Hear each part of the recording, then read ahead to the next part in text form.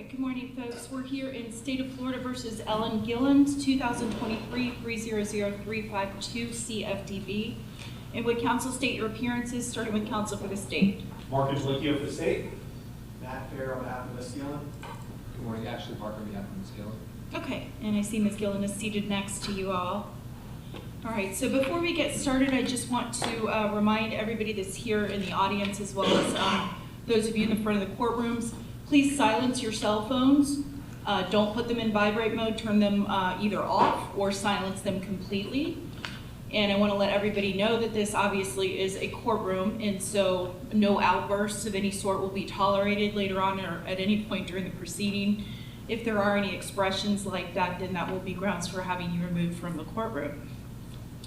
So today we're set for sentencing. Ms. Gilland had previously entered a plea of no contest to the charges of count 1, assisting self-murder/manslaughter, count 2, aggravated assault with a firearm, count 3, aggravated assault with a firearm, and count 4, aggravated assault of a law enforcement officer with a firearm. My understanding is that the state has waived the minimum mandatory with respect to the charge of aggravated assault on a law enforcement officer with a firearm. That would typically be a charge for which there's a 3-year minimum mandatory. The state has agreed to waive that. The state has also agreed to waive the sentencing guidelines. Is that correct, Mr. Angelicchio? Yes, Your Honor. Okay, very good. So I have reviewed the charging affidavit. The only part of the charging affidavit that I have is the 2-page narrative. I assume there's a lot of supplements that were with that, but this is all I have in my file. I've reviewed the defendant's sentencing memorandum. I believe there were 55 or so letters of support that were attached to that. I've reviewed all of that as well. And let's go ahead and get started. So, Mr. Angelicchio, I'm sorry. There were some additional letters that we also received just recently that we filed, and I apologize to the court, but we filed those letters yesterday, I believe. I think there's an additional supplemental letters of support. I just want the court to consider those letters as well. Okay, I will do that. I will pull it up and review it this morning. Thank you. Who's your first witness, sir? Yes, Your Honor. State will be calling Hector Aponte.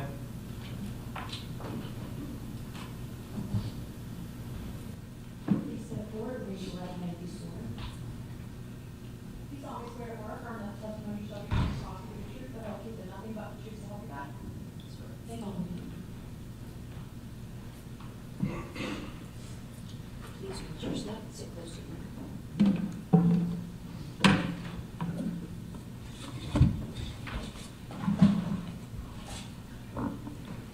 You can proceed. Thank you. All right, good morning. Can you please introduce yourself to the court? Hi, my name is Hector Aponte. All right, and can you just spell your first and last name for the record? First name is Hector. Last name is Aponte. All right, and Mr. Aponte, what do you do for a living? I'm a registered nurse. All right. And back in 2023, where were you working? I was working in Select Medical Hospital. All right, and what was your role at Select Medical Hospital? I was a bedside nurse. All right, and what exactly are the duties of a bedside nurse? The duties are to do hourly roundings, provide medications for the patient, cleaning, helping with nutrition and all that stuff. All right, and where is the Select Specialty Hospital located? It's located in the 11th floor in AdventHealth Hospital. Okay, and how many rooms are there, do you recall, in that section of the hospital? In that section of the hospital, there's about, if I can remember correctly, like 30, 32. All right, and what kind of patients come into your section of the hospital? Most of the patients comes from the ICU. It's a step-down unit to relieve them from the intubation and so on and so forth, so they can go to rehab. And on January 21st, were you working that day? Yes. All right, and what were your responsibilities that day? My responsibility were to take care of 5 patients that day. And one of the patients was Mrs. Evans' husband. Jerry Gilland? Yes. All right. Now, that morning, Did something draw your attention? Did a sound alert you? Yes. When I was documenting my hourly roundings, I heard a huge like bam or like somebody fell, and that alerted me. And I was very close to the room, so I entered the room. And when I entered the room, I saw that she was pointing the gun at me, and the patient had a pillow on his head. Let me slow you down. So how far away from the room 1106 were you? Not too far away, because the computer was just across the room, so it was right there next to me, but I was outside of the room. All right. And when you first heard that loud noise, did you think it was a gunshot? At first I thought somebody fell, because it was a huge bam, like a huge sound. It didn't sound to me like a gunshot. I just felt like somebody fell to the floor from the bed. And when you walked into the room initially, what did you first do? When I first get into the room, I put my gloves on and asked, like, do you need any help? What's going on? And then when I stopped close to the sink, I saw that the patient head was covered with a pillow, and when I realized Mrs. Allen was pointing a gun at me. All right. Do you see the individual that was pointing a gun at you in the courtroom here today? Yes. All right. Can you please identify where she's located? Right there. Now, you're saying she pointed this gun at you. Can you describe the gun?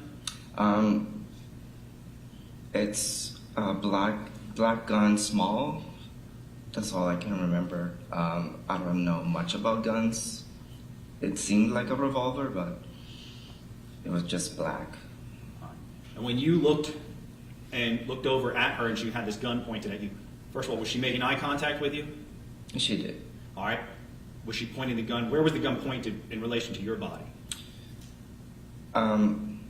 It was very directly at me. I'm not sure which part, but I think like right here. Now, did she say anything to you? She told me to get out of the room like multiple times, and I was in a state of shock, so it took me a while to get out of the room. And when I came to, I just did what she told me to do. I got out of the room and I went to the nurse station, and I told my colleagues that she had a gun. There's a person with a gun. We have to call the code firearm. All right. Now, from leaving the room, telling your coworkers that they need to call the code for an active shooter, where do you proceed to go? So we all proceed to run, hide, or get out of the hospital. So we just run to the closest closed room, which is the medicine room, which is only by badge to get entered and coding. All right. Now, have you been previously taught about active shooter scenarios at the hospital? Yes. And were you following that protocol? Yes. Taking you back to the room, though, when she pointed that gun at you, how did you feel? I'm terrified. Terrified completely. I thought that I was gonna die. Did she make any threats towards you? She just said that she didn't want to hurt me, but I just needed to get out of the room for her. And when you exited the room and you went to this other room that you hid in, who was in that room with you? In that room was the secretary, 2 techs, 2 CNAs, and another nurse with me in that room. When you guys got into this room that you described as kind of like this locked door, what did you do once you guys got in that room? So by protocol, we have to, we needed to move the fridge that we had to the door, so that way nobody can enter the room if the person with the firearm gets a badge or the code to get into the room. So we just have to block all the entrances. All right. right, now once you guys had sealed off that room, what did you do? So in those specific rooms, we have like walkie-talkies, and we can contact the administrator from AdventHealth and our boss as well. Now, how were you reacting once you had gotten into that room? So we're all in a state of shock, anxiety built up. I was crying, a bunch of anxiety went through my head. How long, if you recall, were you sealed off in that room? Whole 12 hours. Now, since this incident occurred over at the hospital, do you still work there? No. Why not? I got a new job in Miami. Basically because I earned more, but I just didn't want to do anything with my previous job either. All right, and why didn't you want to do anything with your previous job?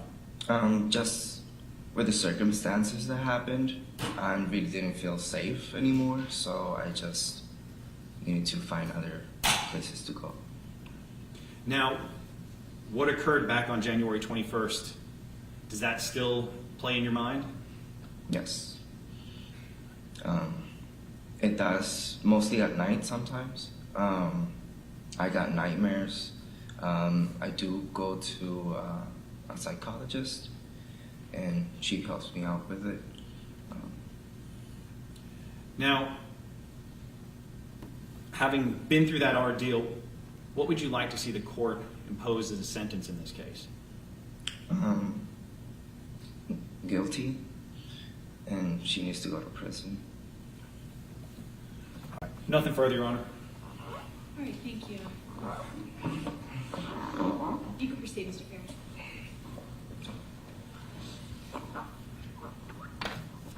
Good morning, Mr. Aponte. Good morning. Were you Mr. Gilland's nurse? Yes, that day, yes. Okay, but were you his nurse in prior days as well?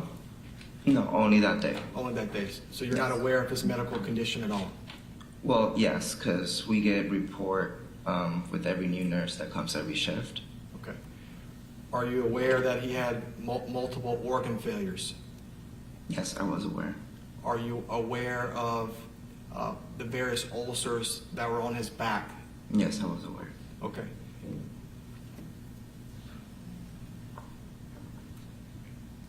May I approach the witness, Your Honor? Yes. Mr. Aponte, I'm showing you what's been marked for identification purposes as Defense Exhibit 1 for identification. Apple, sorry.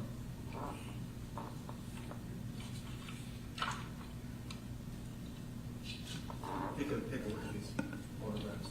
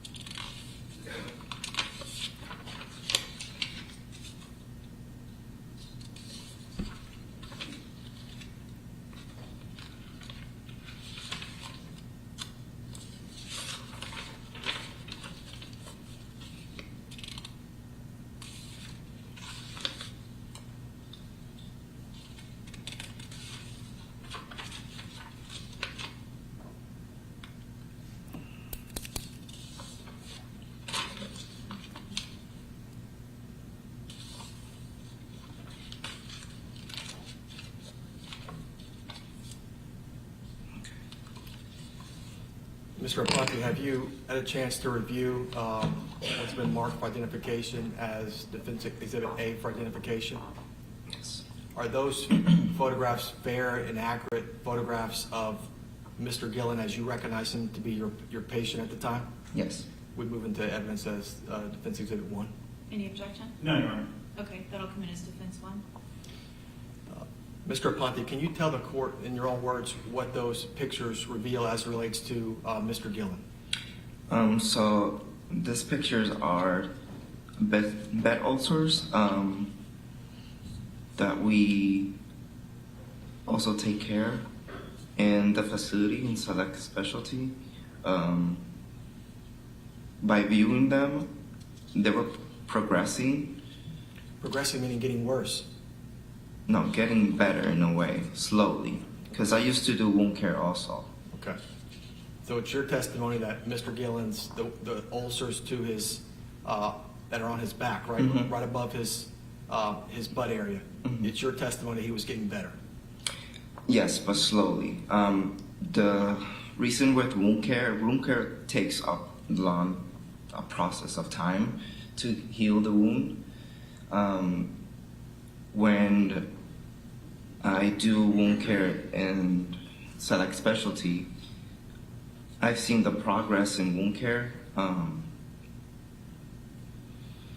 but to be completely healed, it's just take a lot. It takes. No, she was standing She was standing up next to him. Yes. next to her husband? Yes. Okay. When you were in that room, she never made any specific threats to take your life, right? No, she just told me to get out. And, well, she told you the opposite too. She said she did not want to hurt you, right? She did say that. Yes. Okay. She requested for you to leave the hospital room, right? Yes. And it took you some time to leave the hospital room, right? Correct. How long did it take you? I'll say 5 minutes. Okay. So you stayed in that hospital room with Miss Gilland, Miss Gilland's husband, for approximately 5 minutes after the incident occurred, right? Yes. Okay. And during those 5 minutes, at no time did she ever threaten to take your life, right? No. Okay. No further questions, Judge. Mr. Aponte, did she keep a gun pointed at you that entire time? Yes. Were you terrified? Yes. What was going through your mind as you sat there for 5 minutes with a gun pointed at you? I just thought that I was going to die at that moment. She never put it down or put it to the side, did she? No. No, she did not. She just kept pointing. I'm sorry? She just kept pointing at me. Thank you. No further questions, Your Honor. Thank you. You can sit down, sir. Thank you. Who's the state's next witness? Sharika D'Angelo.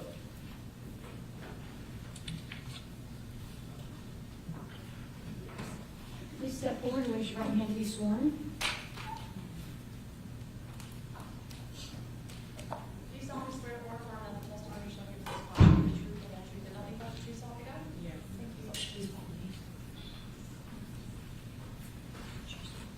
Put yourself in the back and sit close to me.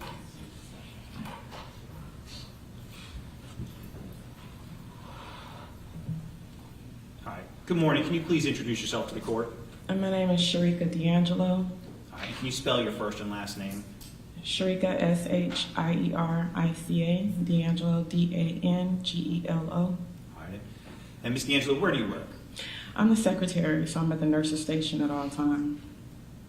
At Select Specialty? Select Specialty, yes. All right. And how long have you held that position? 4 years now. Now, your desk where you sit, where is it in location to room 1106? It is literally like right across that a little bit, so I can see the room. And what are your normal hours of work back then? It's always been 8 to 8 a.m. to 8 p.m.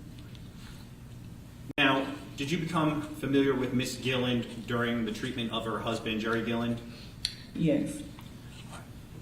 And is it common for you to become familiar with the patients and their families as they are being cared for by Select Specialty? Yes, I'm usually like the first point everyone comes in. I'm like the communication between family members, nurses, doctors, everyone. All right. Now, how would you describe yours or your staff's interactions that they've had with Miss Gilland? As far as the staff's interactions with Ms. Gilland, I always heard complaints about she was never happy or satisfied with the care that was given to Mr. Gilland. And there were issues where she was arguing with the nurses that were trying to care for him.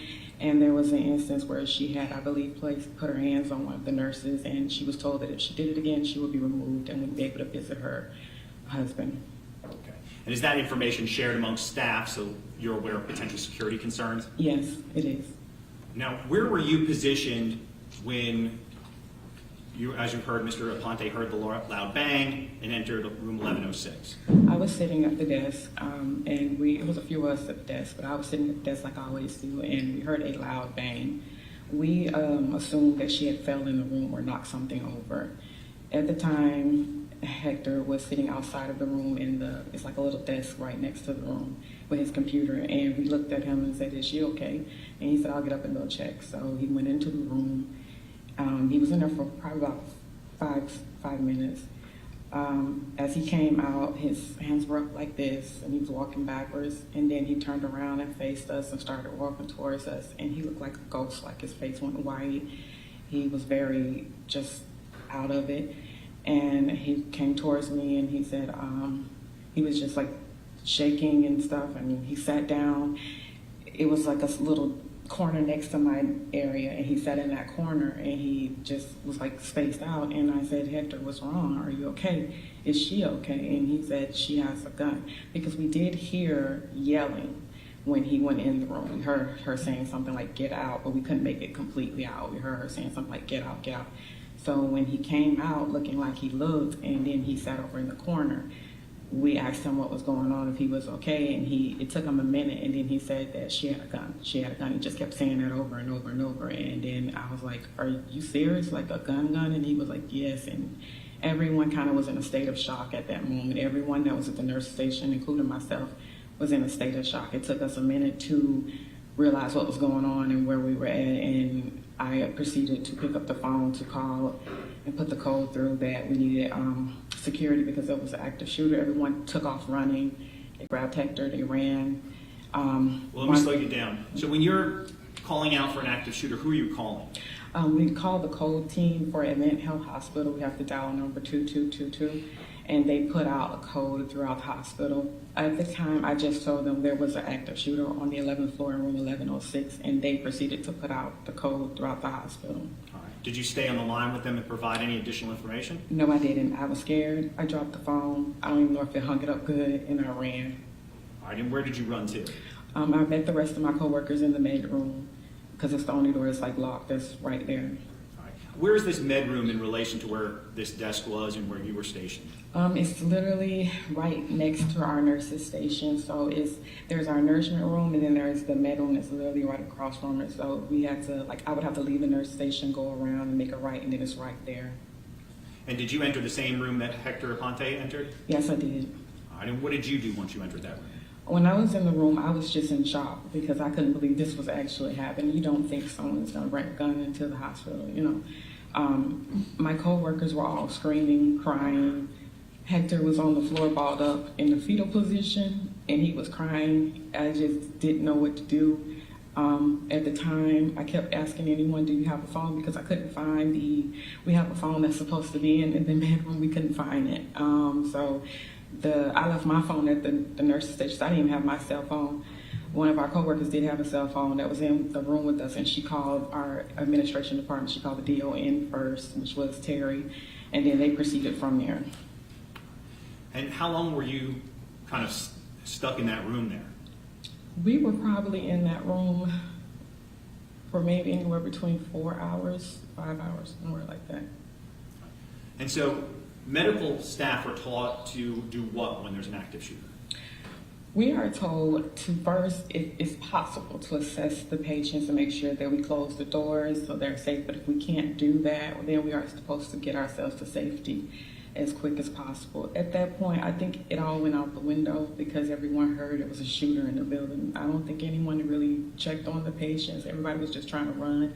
A lot of our staff didn't even stay. They left the hospital because they were scared. Everyone was just confused. Everyone was shocked. No one did what we were taught to do. The most we did was just got to safety. Some of the doctors were even walking around and we were grabbing them and pushing them into rooms. It was just very chaotic that day. It was very traumatic that day to see people crying and balled up on the floor or hiding in rooms with patients because they're afraid. They don't know what the state of the of the family member was that committed the act. They don't know what the state was. They didn't know if she was just going to stay in the room or come out and start shooting because of the fact that there were split, issues prior with other nurses that she was not happy with care. So they didn't know if it was going to end there in the room or she was going to come out and, start shooting other people. No one knew. So everyone was very, very scared. All right, and as Mr. Aponte said, there's quite a few patients, or at least on that floor, that there's at least 30 or so rooms on that floor. There's actually 34 patients on our floor. All right, and are you usually full? Most of the time, yes. We try to stay full house. All right, back on January 21st, were you almost at capacity or at capacity? I believe we were at capacity. I believe we were full. All right. And so for those hours that you all are and medical staff are hiding, all those patients are going without care. Exactly. And those are all due to the actions of Ms. Gilland here today. Yes. All right. Nothing further, Your Honor. All right, thank you.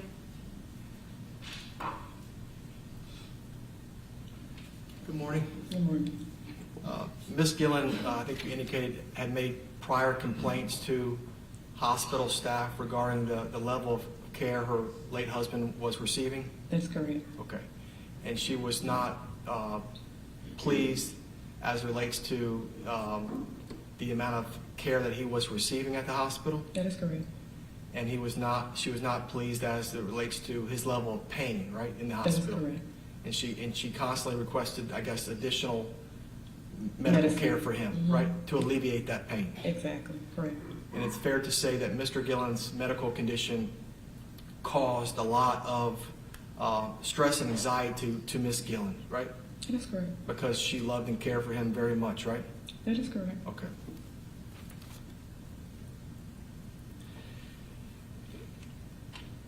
Were there any attempts made to request for Ms. Gilland and Mr. Gilland to be removed from the hospital?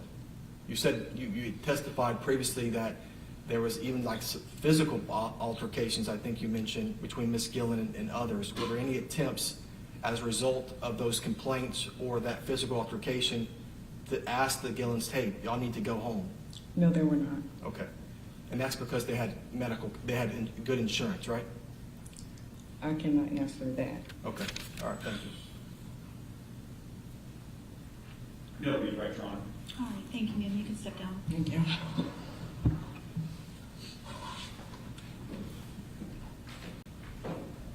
Who's the state's next witness? Yes, Your Honor. The state will call Dr. Nagarajan. Okay.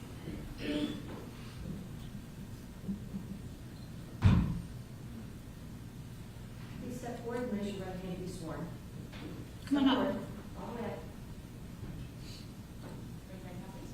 Do you solemnly swear or affirm that the testimony you shall give in this cause will be the truth, the whole truth, and nothing but the truth, so help you God? Thank you. Follow me. Please, what's your status?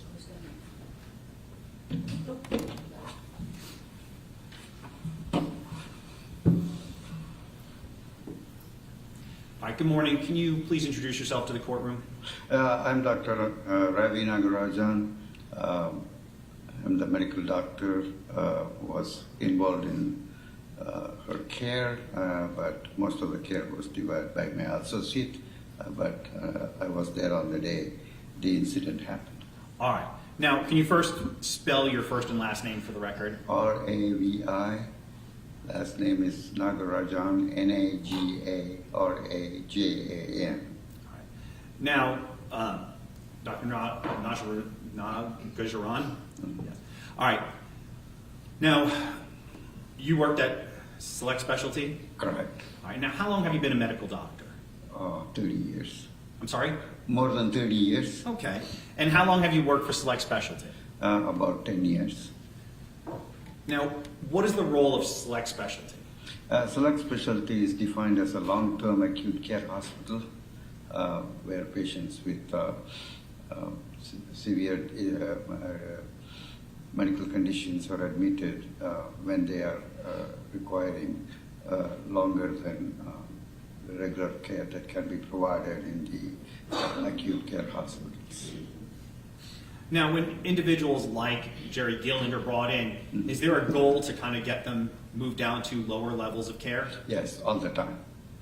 And so when Jerry Gilland arrived into your group on January 1st, there's goals set out to set him down and kind of move him to a lower level of care? Yeah, we make every attempt to make them stable to be able to move to a lower level of care, yes. Now, have you had an opportunity to review the medical records in this case? Yes, briefly, yes. Okay. Now, when Mr. Gilland first arrived on January 1st, and for the first few days that he was in your care or within the care of your team, was he having problems sleeping at night and things of that nature? Yes, I was told that the patient had trouble sleeping at night and also was quite anxious during the daytime. And when somebody is disoriented and having those issues, they come in, they're not sleeping and of that nature, does that cause them to have somewhat impaired mental capacities? Yes. All right. When people are sleep deprived, such as Mr. Gilland when he first came in and until his medications were set right, does that cause them to have, poor thinking and poor choices? Yes. Now, within that early time frame, around January 4th and 5th, was there a claim that he wanted to commit suicide? I'm not aware of that because I was not directly seeing him. My associate, Dr. Shansky, was on the regular care. I was only seeing him on days that Dr. Shansky was off. Okay. Now, reviewing those medical records that were provided to you, do you recall that the other doctors had notated that he had a suicidal ideation back on the... And not that I can see. Now, did you have an opportunity to look at those notes and see that when somebody all right, let me start this. When somebody has suicidal ideations in the hospital, how is it handled by Select Specialty? Well, I'm not aware of the protocols that they use if somebody has suicidal ideation, but usually we tend to focus on finding out whether they have a definite plan, or do they have access to any weapon, and do they have an ability to commit the act. So those are the things that usually we focus on. Now, did there come a point in time that, if you can recall from the review of the medical records, that Mr. Gilland was no longer suicidal? I'm not aware of that. All right, give me one moment.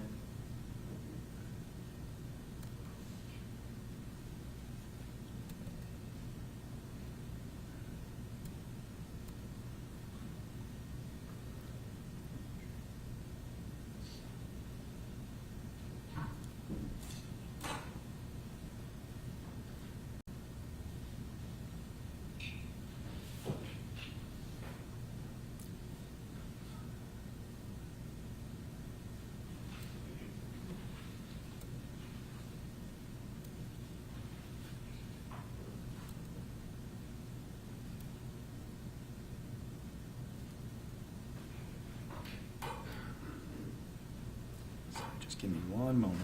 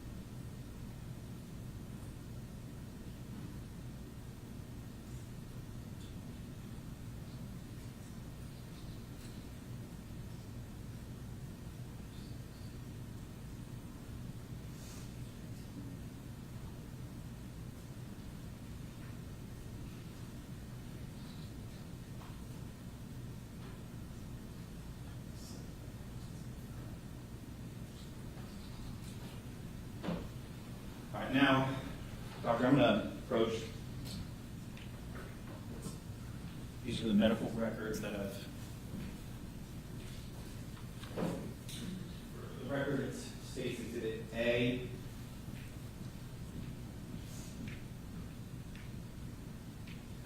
And on the first page I wanna have you look at.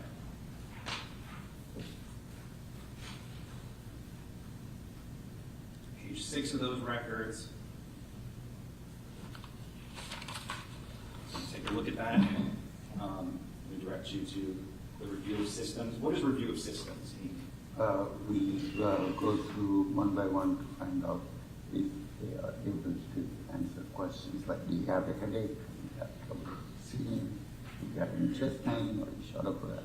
Doctor, can you turn to the microphone, please, when Yes, you're speaking? yeah. I couldn't Review of hear you. system is usual medical procedure where we ask the patient about each system, including are they able to answer questions regarding their physical issues, including do they have a headache, do they have trouble seeing, do they have a chest pain, are they short of breath, and are they able to swallow, eat, and any abdominal pain, and these things are reviewed to see where the patient is.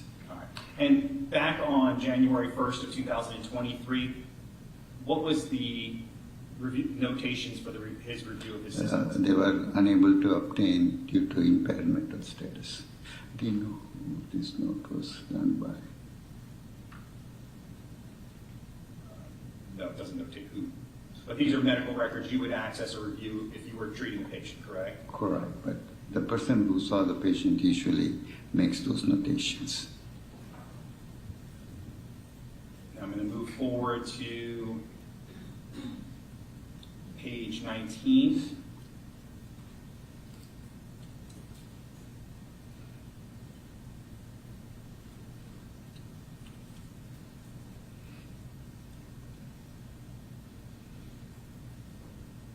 Now, when we talked a little bit in the beginning, we talked about when a patient comes and sees you, and other doctors within select specialty, they have goals, short-term and long-term, right? Mm-hmm. And looking here at the victim's medical records, in this case, what was his short-term goals? His short-term goals was able to be make his breathing issues taken care of and able to eventually progress where he can be discharged to an acute skilled nursing facility. All right, and as far as long-term goals, what were those? I'm not aware because I was not regularly seeing those patients, but I would assume the long-term goals would be to have him go home.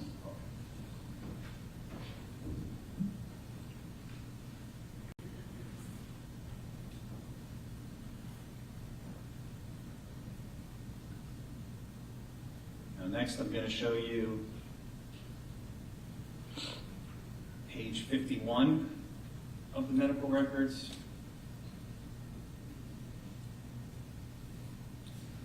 Now, on page 51 of the medical records, this would have been notated on January 4th of 2023. There's a note in here that the victim feels very depressed and wants to end his life. Is that common when you have patients who are in, let's say, kind of this acute critical care to feel depressed and want to end their life? Right. Now, when you have patients like this in this acute care unit, are there options for them if they really do want to end their life and they don't want to have to continue treatment? Yes. They always have options to opt for comfort care where they can be kept comfortable. All right, so what exactly is comfort care? Comfort care is to make the patient as comfortable as possible with no acute care like active treatments, but to give them medications that would keep them comfortable, including control pain, control anxiety, and control things like depression. And is this a way, kind of like a humane way of letting someone? Correct. They eventually, if they progress to the level where they are still continuing to be in the hospital, a hospice would be consulted and they would eventually be moved to an hospice facility to have continued comfort measures for the end of life. Now, was Mrs. Gilland and Mr. Gilland explained about hospice? You given the option to go to hospice? From what I talked to the doctors, he was verbally given that comfort measures are always discussed in every doctor rounds, and they tell the patient that if you are not wanting to have active treatment, you can always opt for comfort care. All right. And did they ever opt for this comfort care? No. And this is something that would be provided whether they had good insurance, bad insurance? Yes, insurance does not have any bearing on our recommendations. So if someone like Mr. Gilland, as defense counsel stated, was in kind of all this excruciating pain and whatnot, he could be transferred to a different unit, be made pain-free and live comfortably and die with dignity. Correct.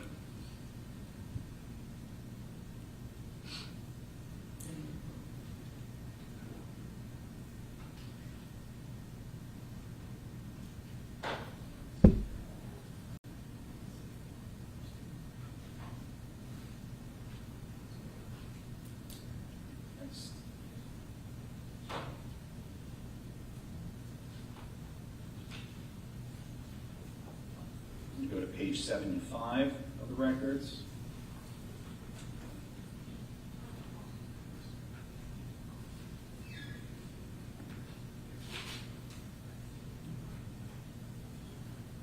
Now, when we're looking at page 75 of these medical records, and there's this highlighted stuff, it says acute hypoxic respiratory failure, tracheotomy, these things, were these all conditions that Mr. Gilland was suffering from? As far as I know, yes. So here there's notations that he may have been suffering from Alzheimer's or dementia in the medical records. That was carryover from the previous notes, I would assume. Now, when individuals, like we've discussed, are having potential suicidal thoughts, or they, like we talked about, they come into your unit and they're already kind of struggling, here, what is the notation of the medication on page 75 that was given to Mr. Gilland to help assist him? They gave him a medication called Seroquel to control his agitation. All right, so what is Seroquel? Seroquel is a psychotropic agent which is usually given for patients who have what we medically describe as delirium. Okay. Delirium? Yes. What is delirium? Delirium is a condition where the patient continues not to have proper insight into the condition. They get agitated and they have trouble interacting with the environment. So somebody who's having these mental issues like delirium, is suicidal claims or ideations something that might be common in those individuals? Not particularly, but they can have hallucinations. They can see patients, things that are not real. They can have delusions where they think what they are going through is not normal. So, to sum that it would be basic to say it's just not somebody that's thinking clearly. Correct. I don't believe this person would have been able to make any decisions on his own based on his mental condition. The decision had to be deferred to family members. And then move ahead to medical record. It's going to be page 317 in the medical record. And when looking at the patient's notes for January 13th of 2023, what is the notation there? Patient doing well, no distress noted on 35% trach color. What is that? Trach color means that he's not on a ventilator, he's just has the tracheostomy, and it's on an oxygen level of 35%, it's about 3 liters. Yeah. And That only refers to his respiratory status, not to his mental status. now I'll move ahead then to talk about his mental status. We're going to look at record page 1281 of the medical records. So this is going to be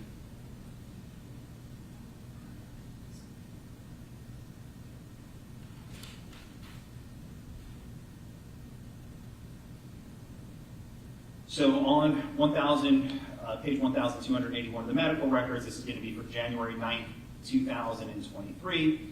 Did the victim in this case have any suicidal ideations when looking at this medical record?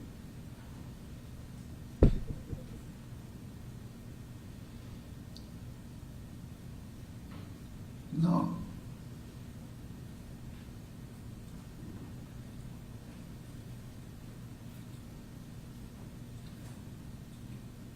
Skipping ahead to 1328. So this would be January 11th, 2023. Did Mr. Gilland have any suicidal ideations on that day? Not with answers to the questions provided.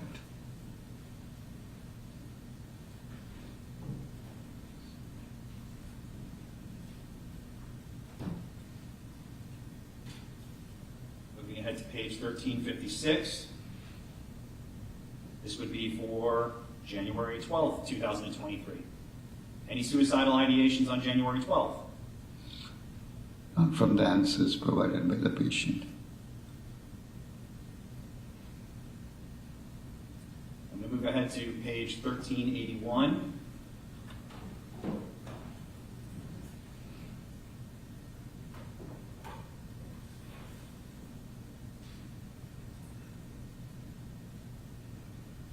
Now on 1381, this would be January 13th, 2023.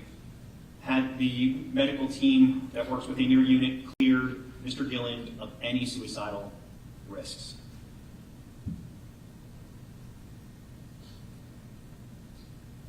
And for your reference, I'll point you the second golden line. Yes. So he'd been cleared at this point. Now, there is a notation here, though, for January 13th, 2023, that a sign is placed on the patient's door instructing visitors and staffs to go to the nurse's station. Why do you do that when you have somebody who's potentially suicidal and you have the visitors come in and check in first instead of going directly to a patient's room? That's a hospital protocol which you need to speak to the nursing.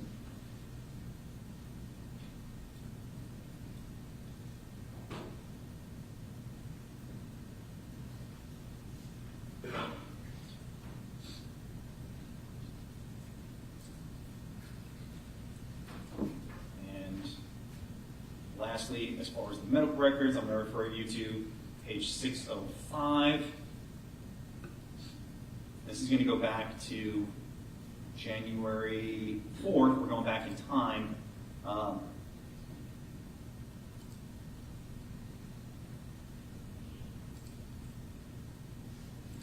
Looking at, or actually January 5th, there's a notation in here about Ms. Gilland's consultation about pain medication here.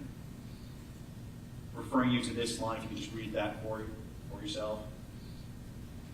And you just let me know when you've had an opportunity.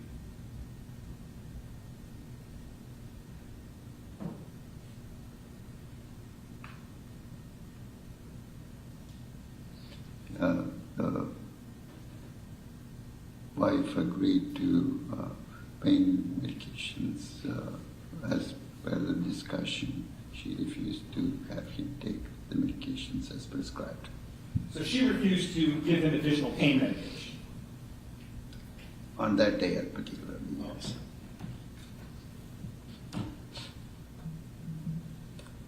Now, did you have an opportunity when you were reviewing medical records to look to see if Mr. Gilland was experiencing pain? Certainly sure that there were instances where he experienced pain. Yes. Okay.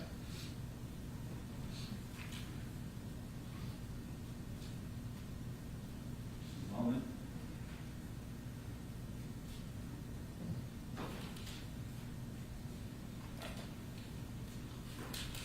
And Doctor, I just want to be clear. If Ms. Gilland and Mr. Gilland wanted to check out of select specialty, could they leave against medical advice? Yes, absolutely. They weren't being held hostage there. No. All right, so if they decided they wanted to kill themselves and go on, they could have done that, right? At home? Well, if they express that kind of intent, it would be a different story. We would make sure that the patient has safety issues with involuntary order placed to keep them and have what we call a Baker Act. But he was never Baker acted. No, he was not. And Ms. Gilland was never Baker acted. Well, she's not my patient. I don't have any comments about All right. And if they wanted, if he was suffering so badly and he was so miserable, he could have gone on to hospice. it. Correct. There are options, right? No, absolutely. That she didn't have to take a hospital hostage and kill her husband, did she? Yes, I mean, yeah, all the time patients have their options, including comfort care in the hospital without any acute, and then they can progress on towards hospice. All right, nothing further, Your Honor.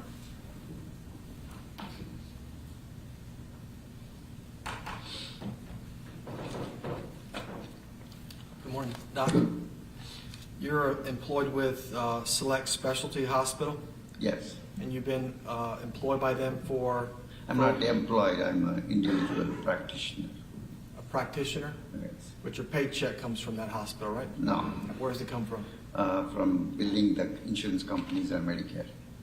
Say it again? Insurance companies and the government Medicare program. Okay. All right. And you worked with this hospital for 10 years? Approximately. Okay. How many times, Mr. Gilland was in that hospital on that floor for 20 days or so, right? Correct. How many times in the course of those 20 days did you personally see him? I'm not seeing him on a regular basis. My associate, Dr. Shansky, was seeing him on a regular basis. I was seeing him only on the days that Dr. Shansky was unable to see the patient. Okay. But as we sit here this morning, could you tell us, I saw him 5 times, or I saw him 10 times, or I saw him 20 times? Probably over the weekends, I might have seen him like 4 or 5 times. Okay. So over the time period in which Mr. Gilland was in that hospital, possibly 4 or 5 times? Correct. Right. All right. Let me show you what's been admitted to evidence as defendant's exhibit. The clerk will hand it to you. May I approach him? Yes.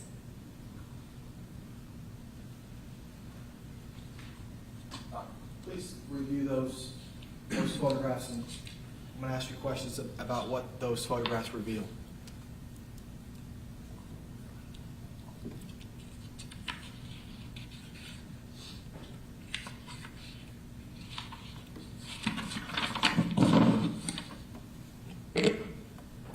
There are photographs of the wounds that he had.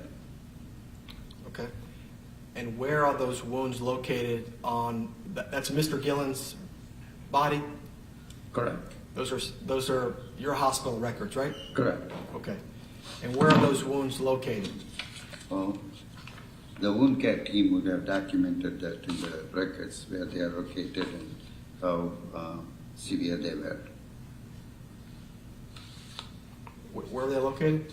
Yeah, the wound care documentation would clearly state where they are located and the amount of severity. Most of them were in the back. Okay. So on Mr. Gilland's back, Mhm. right? Correct. All right. And what's the medical terminology for those wounds? Sacral, coccyx, decubitus wounds. Okay. And are those like ulcers? Yes. Okay. And what are the causes of those wounds? Most of the time, the causes refer to the patient not being able to move, sit, stand, and being on the bed all the time. Okay. So as Mr. Gilland is in that hospital bed, and he's a heavy-set man, right? Mhm. Do you recall how heavy he was? I cannot exactly tell you how heavy, but he was on the side of obesity. Obesity. He met the criteria for obesity? Correct. Okay. All right, so he's obese and he's laying in a hospital bed, right? Correct. And these wounds are on his But back. back, yeah. Butt and back, right? Correct. All right. Are the wounds on his nose also the same kind of ulcers?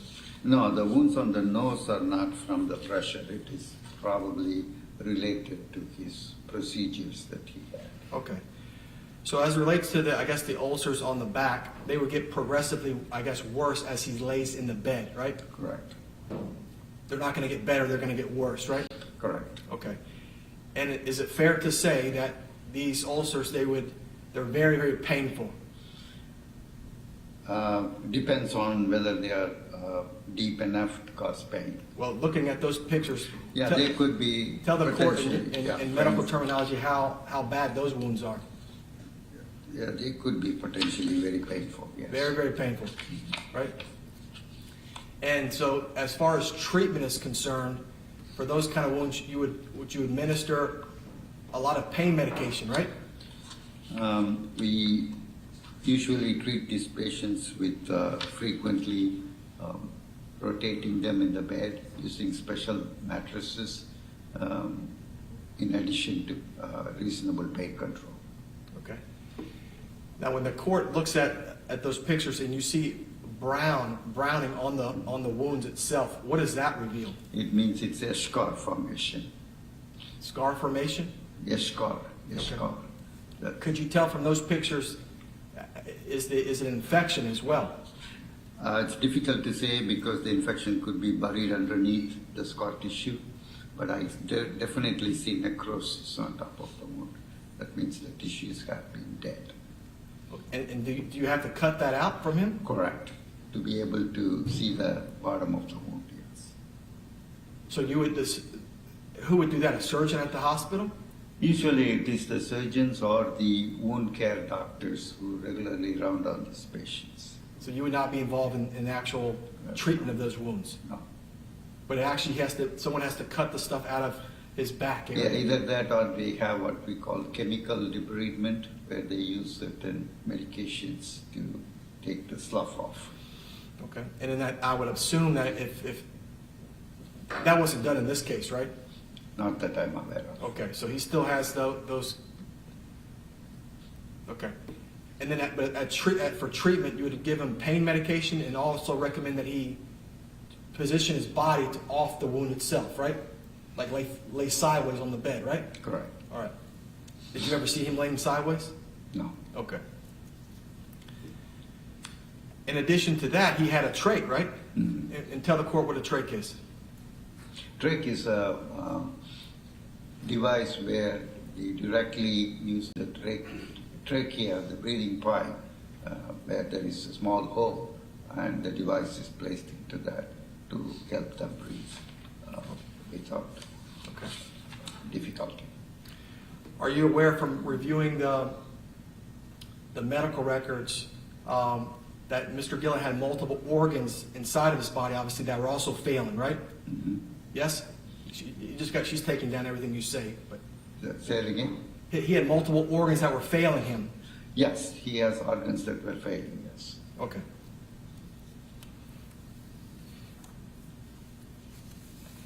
Mr. Gilland, he could not breathe on his own, right?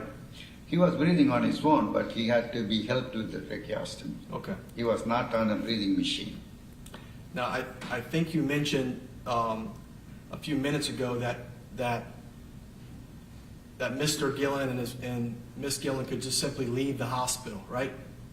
Or be Baker acted. That was an option they had? Yes, if there is active suicidal thoughts or ideation or a plan, we usually Baker Act patients to keep them not have access to those. Okay. But Mr. Gilland was an obese man, right? Mm-hmm. Miss Gilland did not have the ability to transport her husband outside, right? Well, if they absolutely wanted to leave the hospital and go to another facility, things could have been arranged for a safe transfer to another place where they wish to go, not to the house. I mean, he was absolutely not capable of going to his own home. And so that's why, and based upon your 10 years of experience, that's why they were not permitted to go home, right? Because he had a trach as well, right? Yes, he had a tracheostomy, he was not mobile, Mm-hmm. he could not have been discharged to home, but that doesn't mean that he could not have gone to another facility of the choice. is there any, in reviewing these 1,000 pages of medical records, is there any indication in the medical records that you or any employee at Specialty Select ever had this conversation with Mr. Gilland and Miss Gilland as far as end-of-life options?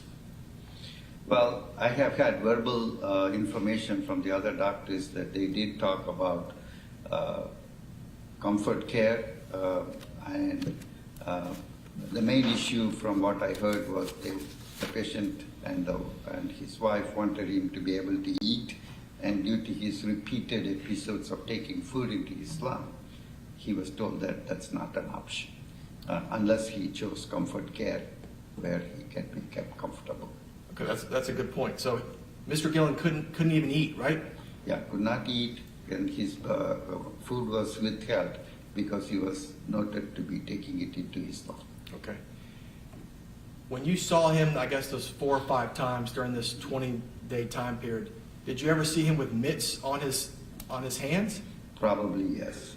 And tell the court what the mitts are for. The mitts are for the patient safety, so they don't pull out medical devices, including the tracheostomy. Okay. Are you aware from reviewing those medical records the effects of the various pain medications to Mr. Gilland, what effect that was causing to him? I don't understand your question. Can you? So there was pain medication administered to Mr. Gilland, right? Mm-hmm. Over these 20 days, right? As a result of administering that medications, are you aware of any bad side effects, such as causing him hallucinations and him doing things to himself? Potentially, all medications that interfere with his nervous system can do that. And is that the reason that he had the mitts? That, and particularly maybe delirium, which is what we call from multiple medical problems, people can get change in the mental status, which is called metabolic encephalopathy. Okay. No further questions.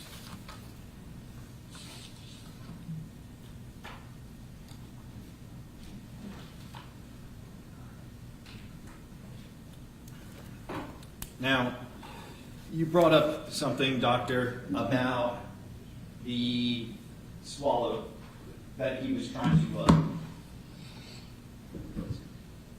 The goal of the patient is to reduce him to a lower level of care, correct? Correct.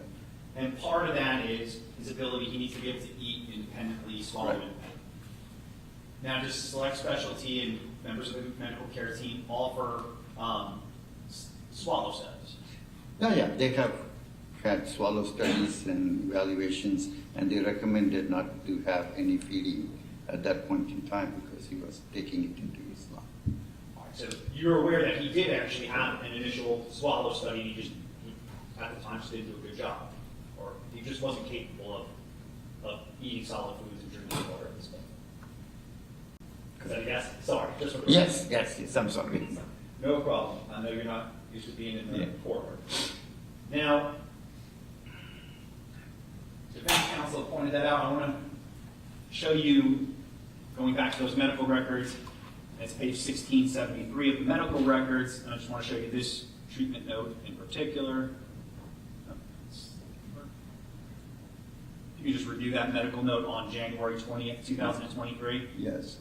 Wife is unhappy that the patient cannot eat or drink and complaining to multiple people attempting to get her way, even though she has been educated multiple times about the aspiration risk by this speech therapist. Okay, so that essentially means is Ms. Gilland went around, complained to numerous hospital staff that she wanted the study, but based upon his medical condition at the time, it just couldn't have been done. Correct. But she still wanted to get her way. That's what I hear from the notes. All right, and again, having spoken with the team, Ms. Gilland was informed about hospice. I don't know specifically hospice, but several times they was informed about comfort care, which is a step towards hospice. And you work in, it's a step down from ICU, but it is still a critical care unit. Correct. Are you able to treat bed sores? Are they able to? Yes. Okay, so this is a treatable condition. Correct. This is something that not out of the hands of Select Specialty at this hospital. No. Is it in fact kind of a common condition of individuals that may come into that unit? Yes. Is it a slow? Yes, it's a progressive slow condition which needs to be managed.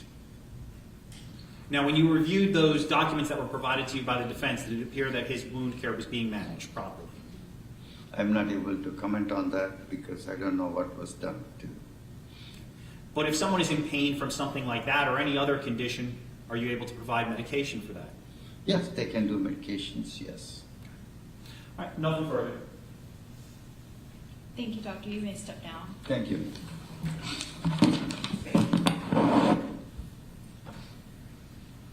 Who's your next witness? State will call Corey Jackson.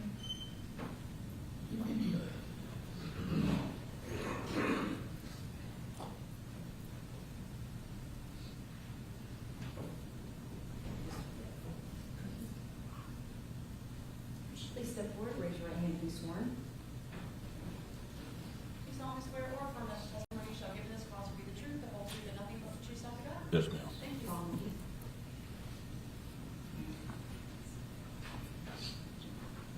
Please watch yourself. Sit down.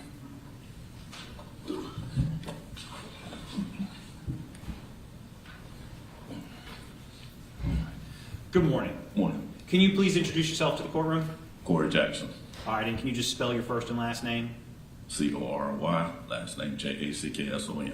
All right, and Mr. Jackson, where are you employed? AdventHealth. All right, and in what capacity? I'm the security manager. All right, now back in January 21st of 2023, what was your role at AdventHealth? Senior officer of security. All right. Now, what are the role of security officers at AdventHealth Hospital? My job is to make sure everyone would come on the property is safe and just do my job, you know. All right. Back in 2023, were there metal detectors? No, sir. Now, as a security guard, what are you issued as far as part of your uniform? At that time, we was armed with a baton and a taser. No firearm? No firearm. Now, on January 21st, 2023, were you working? Yes, sir. Now, at around 12 that day, was there a call out for an active shooter at AdventHealth? Yes, sir. All right. What is your responsibility when a call for an active shooter comes out at AdventHealth? All right, so we received a phone call from the 11th floor in reference to someone having a weapon. Once me and another one of my officers arrived to the floor, I made contact with the room. I knocked on the door, identified myself as a security officer Corey. I'm coming in.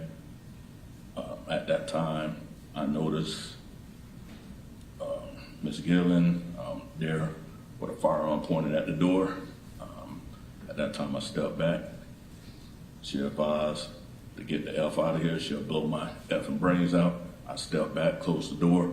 My other officer was getting ready to come in. I grabbed him by the collar, pulled him back. At that time, we got on the radio and notified the nurse supervisor. I got on the PD radio, notified law enforcement that I needed assistance with what was going on at the hospital. So let me slow you down. So when you get up to the 11th floor, you head over to select specialty. Yes, All right, and that's contained within AdventHealth Hospital. yes, Now, you get up there, is the door to 1106 closed. yes. All right, now you were told it was a weapon. Did you know it was a firearm at that point in time when you got up? Yes, they just called us and told us that they saw someone with a weapon. Did not tell me that they heard a shot or anything like that. Yes. So you still, not knowing what the danger was, you went up there and Yes, sir. That's my job. so you get up to this doorway and you open up the door. Yes, sir. Do you open it up fully? Yes. All right, so when you open up the door fully, where is Miss Gilland in relation to the room? She was on the other side of her husband, facing the doorway. Like, so her back was to the window, and she was facing the door. And what did she have in her hands? A revolver, black. I want to say it was a revolver. I just saw a black gun pointed at me. Now, how far into the room were you when you saw this black gun pointed at you? I just got right in the door frame. You know. All right. And when you entered, you said she made threats to you? Yes. I know you kind of politely kind of abbreviated what she said, but did she use the full word? Yes. All right, what exact words? I know we're taught to be polite, but what exactly did she specifically say to you? She told me she'll blow my brains out. While the gun was pointed at you? Yes. And what was going through your mind as you have a gun pointed at you and someone telling you they're gonna blow your brains out? I mean, usually outside of AdventHealth, I have a CCW, so I'm always armed. My reaction was to go to my side, but of course I didn't, so I just stepped back and, like I said, I jumped on the radio and notified the authorities. All right, and who was the second security guard with you? Joseph. All right, and as you described, he tried to go into the room as well? Yes. He was coming behind me. We always responding to, so he was coming behind me. I grabbed him up by his collar, yanked him back. And then, like I said, I had him clearing the floor as we was on the radio, notifying the staff and law enforcement. Now, how many times did she make that threat to you that she was going to kill you? I was just gave it one time. After that, I just closed the door. Now, once you closed that door, where did you stand? On the side, just to make sure I didn't know if it was a threat going to come out of there or anything like that. So I just drew my taser at that time and just stood there until law enforcement arrived. All right, so without a firearm, armed basically only with a taser, as you described, you stayed outside that door? Yes, sir. To protect the patients and the employees of AdventHealth and Select Specialty? Yes, sir. How long did you stay out there, essentially unarmed, with somebody with a gun in that room? It didn't take law enforcement a long time to get there. I stated once they got there, I was able to assist moving the patients next to the room, upper floors and under, to make sure that no one else was going to be in danger.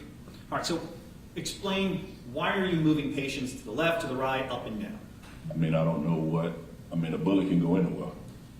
So I don't know what the intention is. I don't know what law enforcement is going to do at that time, what they was going to have to do to be able to access y'all able to come out.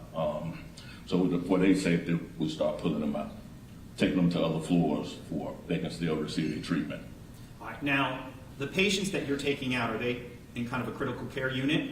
Yes, that floor is, yes. All right, can you describe to the courtroom exactly what it was like taking these patients from the left, the right, up and down? Well, like I said, the beds was really big, so trying to get them through the frame, I actually was pumping at one time to get the people out. So like I said, you can only get through.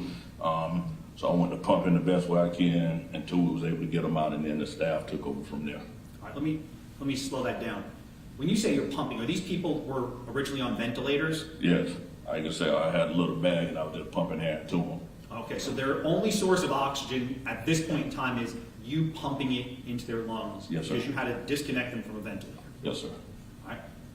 How were the patients reacting to this? The one that I was pumping, it gave me one of them, like they said, I don't know if I was going fast enough or what. Like I said, that's not my forte, but I was doing what I can to make sure that I got them out fast enough for the staff, that's their job to do what they needed to do.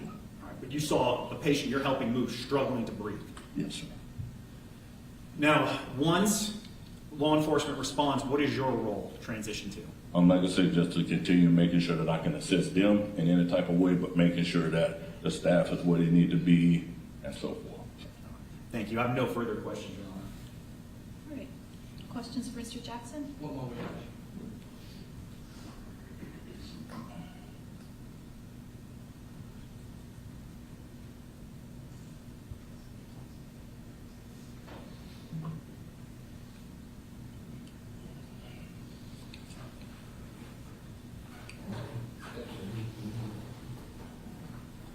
Morning, Mr. Jackson. Morning. You said when you first entered the room, was Miss Gilland, was she standing up or sitting down? She was sitting down. Okay, and was the firearm already pointed towards the door area? Yes, sir. Okay, and I think you said the first thing that she said she was, get the F out. Yes, sir. Okay. And I think your testimony was that you provided some medical care to some of the other patients on the floor? Okay. No, was that what you testified to a minute ago? Pumping air to them? Yes. I'm sorry, sir? Yes. Okay. Prior to today, have you told anyone previously that was what you did, that you had to provide medical care to any of the patients? I told them that the day of. Okay.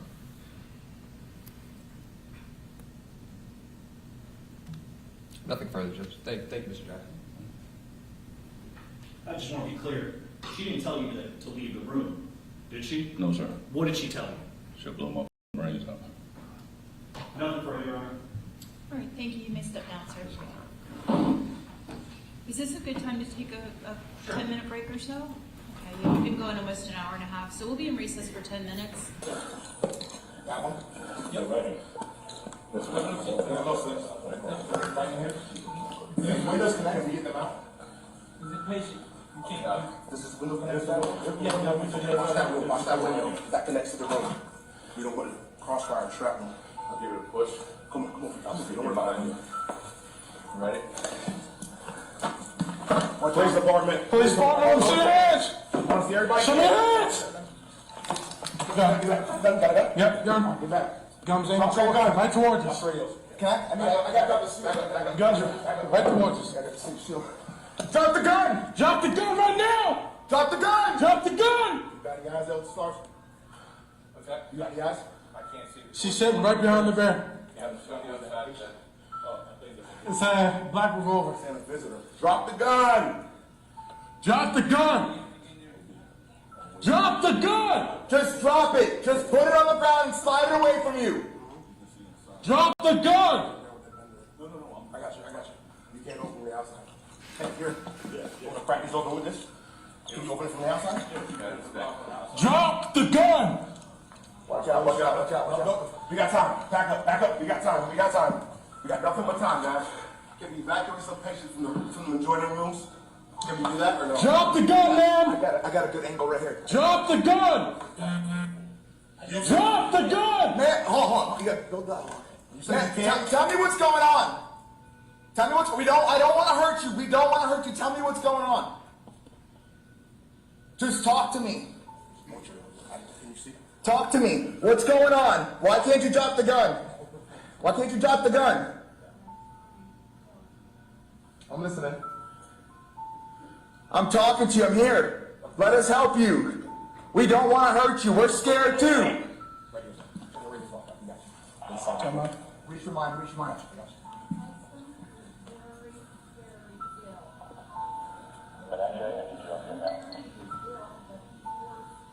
Okay? Yes, ma'am. Okay, so did you do it? Okay, you shot your husband, ma'am? Did you shoot your husband? Okay. Do you want to hurt yourself? Ma'am, we don't want you to do that. Can you please let us help you? We can work our way out of this, okay? Ma'am, we're not going to hurt you.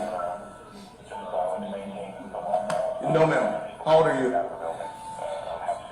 How old are you, ma'am? Okay. You have kids and grandkids? You have kids or grandkids? Okay. Do you have any family in the area? Okay. What's your name? I'm asking you.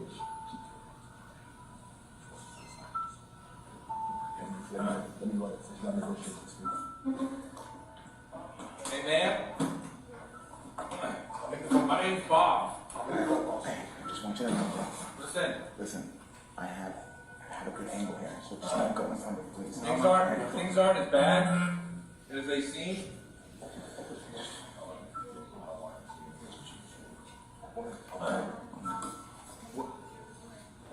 Okay, want to talk up a little bit? You got eyes for him? Is it easier if I talk up some more?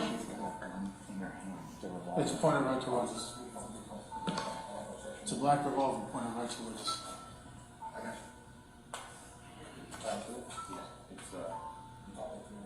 It's American. No, I have not called. Hey, listen, man. I understand that what's going on right now is a lot to process and almost seems overwhelming, but we can talk, okay? From here forward, it's just talking. That's all. Nobody's here to hurt you. All right? Absolutely not, ma'am. I promise you. No, we can put your hand in.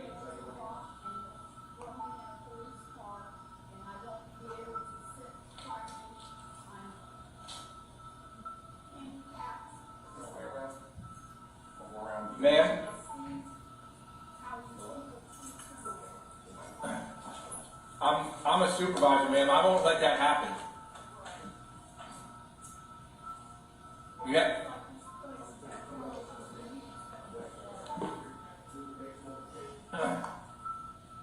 I'm not a doctor, so I don't know what was going on and why he wasn't getting any better.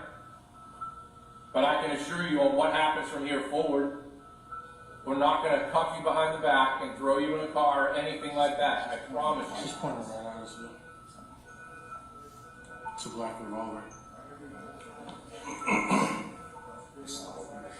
Are we going to talk to you about the incident? Yes. But nothing says we're taking you to jail right now. I looked dead at it. I said, are we going to talk about the incident? Absolutely. But nothing says we're going to take you to jail right now. No. She had a, We got to find out what's happening it's a first. black revolver. Right directly at us. We got Leslie. Guys.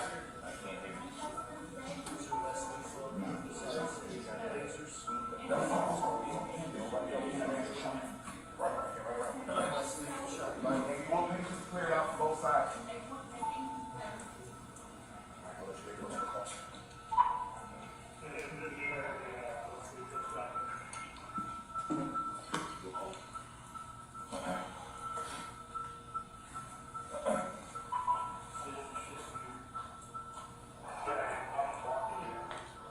How'd you get here today, ma'am? Did you drive? Okay. What's your first name so I can address you properly? Or your last name? I can go with either one. Ellen? Can I call you Ellen? Okay. My name's Bob, like I said, so if you have any questions you want to talk, I'm not responding, you just call my name out, all right?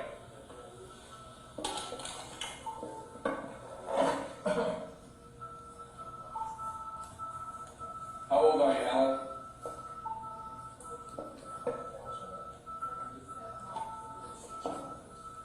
Okay. So you're the same age as my mom. I heard you telling them earlier you don't have any family here or anything? I heard you telling them earlier you have no family or anything? Okay.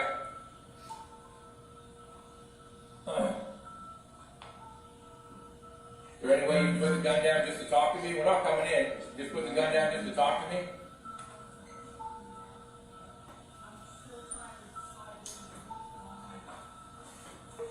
Well, we don't want to see that happen, ma'am.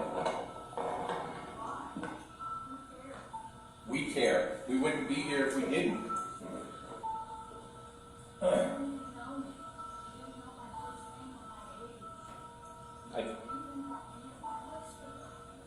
But I do know a little bit about you now.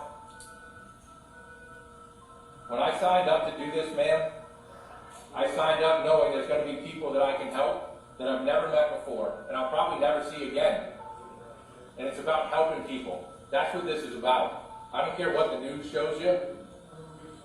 We get in this job, this line of work, to help people. And that's why we're all here.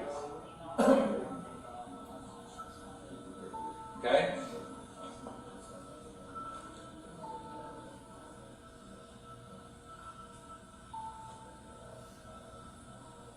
What are you contemplating hurting yourself for? Why?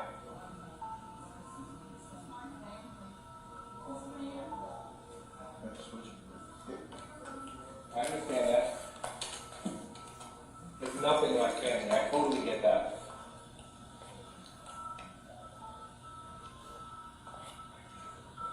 You wouldn't want to see you hurt yourself. Nor do we.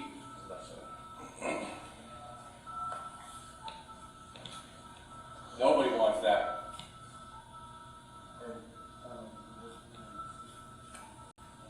Stop it there. Now, Sergeant, when you first entered the room, can you describe to the courtroom what you saw? When I first entered the room, I saw the bed, the male laying there, and then saw Mrs. Gilland on the other side holding a black revolver right towards me. All right, when you say right towards you, was she pointing the barrel towards you? Yes, the barrel was right towards me. Yes. And is that why you kind of we see you backing out of the room on the body cam footage? Correct. Now, why didn't you engage her in a firefight essentially at that point in time? Because initially when I first started, when I had 11 floors to go up, I was thinking it's a hospital, it's got a lot of oxygen tanks and everything in there could possibly explode. So the last thing that I wanted to do was shoot inside of the hospital. So once I went in there, I saw her. We had time, we had enough of the time, so I just backed out, and hopefully we could talk her out of doing anything that she wanted to do. Okay. And did you maintain that position kind of outside the room and with other officers until SWAT arrived? Yes. And then once SWAT arrived, you were kind of relieved and moved on? Yes. All right. No further questions, Your Honor. Yeah, good morning. Morning. When you arrived to the hospital, you were aware that Miss Gilland was in that room? At the time, it wasn't Miss Gilland, but I was aware that someone with a gun was inside that room. Okay. I guess that was my question. So when you arrived at the hospital, you were aware there was an allegation that someone in that room had a firearm? Correct. Okay. And is that why you had the riot shield or the attack shield? Yes. Okay. Are those designed to, I guess, prevent entry of a handgun or a gunshot? Relatively, yes. Okay. Ms. Gilland, when she was speaking with the officer, she was polite, would you say? For the most part. Right. She didn't raise her voice or anything at you or at the other officer? No. Okay. And you weren't, when SWAT arrived, I think you were asked, you were kind of relieved of your spot? Yes. Outside the hotel room? Okay. Or the...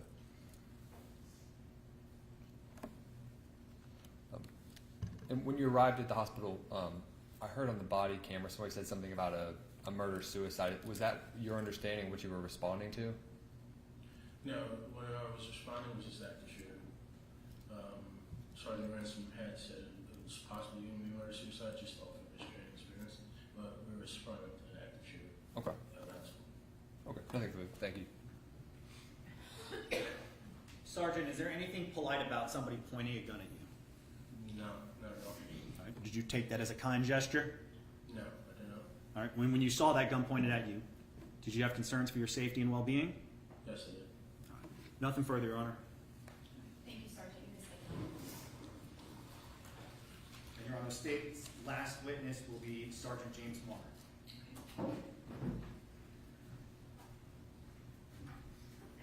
Report, raise your right hand and be sworn.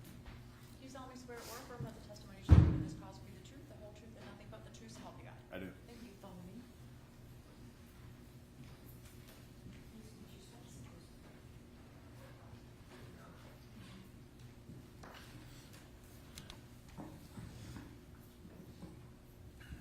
All right. Good morning. Can you please introduce yourself to the courtroom? I'm James Marr, M-A-H-E-R. And Sergeant Marr, where are you employed? I work for the City of Daytona Beach Police Department All right. And how long have you been with the Daytona Beach Police Department? since 2009. Back in 2023, specifically January 21st, what was your role with the Daytona Beach Police Department? At the time, I was the sergeant for the crime suppression team or violent criminal apprehension team, I'm not sure which one, and team leader for the SWAT entry team. All right. So let's talk about what is a team leader for a SWAT entry team? So most people think of SWAT, they think of just one team. It is a big team, but there's multiple teams inside of a SWAT team. So you have an entry team that does the actual entering of a structure or a room like this. You have a breacher team to get us through doors, sniper teams. There's different teams. For the entry purpose, I was a team leader. Now, as a SWAT team leader, who decides how to make entry into a room? It really depends on the situation. In a situation with this, it's dynamic. I'm sure they had a plan before I showed up. When I showed up, I assessed the situation, develop a plan, send that plan through my commander, make sure he's aware of what I was thinking, any changes he might want to make, and then we execute the plan. Now, when you got this call out, where were you? I believe I was home. Okay. So even when you're not working, you're still working when you're in SWAT? Correct. And when you responded to the hospital, do you recall around what time you responded to the hospital? Daytime is all I can tell you. I don't know what time of day it was. Now, when you respond to the hospital, how is the hospital kind of secured at this point? Or what is done to secure the hospital? The hospital is on a lockdown by the time I get there. There's police vehicles everywhere, emergency vehicles everywhere. It came out as an active shooter, as testified earlier, so that's going to get a large response. Obviously, I'm going to go through the perimeters. I made my way through the 11th floor. And when you say the hospital is on lockdown, does that mean nobody can come in and nobody can leave at this point in time? Yes. All right.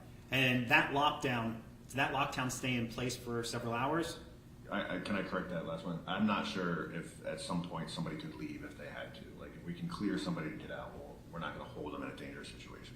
But as far as anyone coming in, they couldn't come into the Correct. hospital. We don't want any additional victims and or threats coming in behind us. All right, so if someone's wife is in labor in this hospital right now and their husband was on their way, they can't get into the hospital. If we're on lockdown, no. And so that hospital was placed on lockdown for several hours. Would that be accurate? That's correct. So once you get up to the 11th floor, who's up there with you? There was a lot of people up there. The hallway was extremely crowded. That was one of my first issues I had, was getting certain people, certain patrol officers, security guards, whoever it may be, back away from the threat. My second thought is obviously secondary victims, people in rooms next door. Sergeant over there brought up a great point. There's oxygen that runs through the walls. Started working on trying to get that oxygen shut down for any secondary explosions. All right, so let's talk about that. So the oxygen issue in the hospital, what risk does that pose to you for your operators? I mean, it's a huge threat. If oxygen is highly flammable, you know, some of the devices we use are small, I guess you can describe as explosions. Bullets entering an oxygen line, I wouldn't want to figure out what happens. So those are all major safety concerns for you. Correct. And as you described, you get up to this floor, the 11th floor, and you start clearing out kind of the uniform patrol and let the SWAT team kind of take position in there. That's the goal. Now, did some of the members of the SWAT team have body-worn cameras? They did. All right. Now, in preparation for this hearing, did you review the body-worn cameras in this case? I did. Well, Your Honor, State's going to ask what's been previously marked as State's Exhibit B be entered into evidence at this time. No objection. Okay, that will come in. State's number 2. And permission to publish, Your Honor? Yes.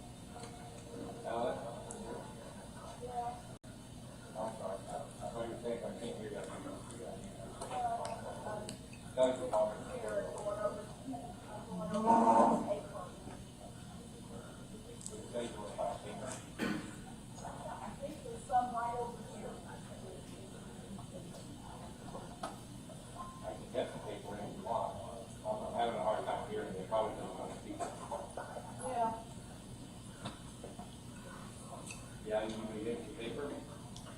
No, I've got some.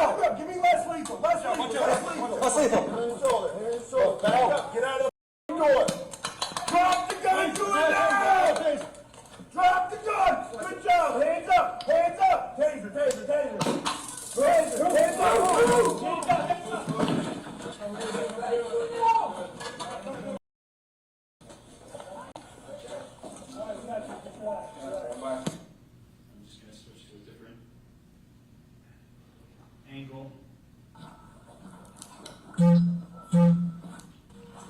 You or anything?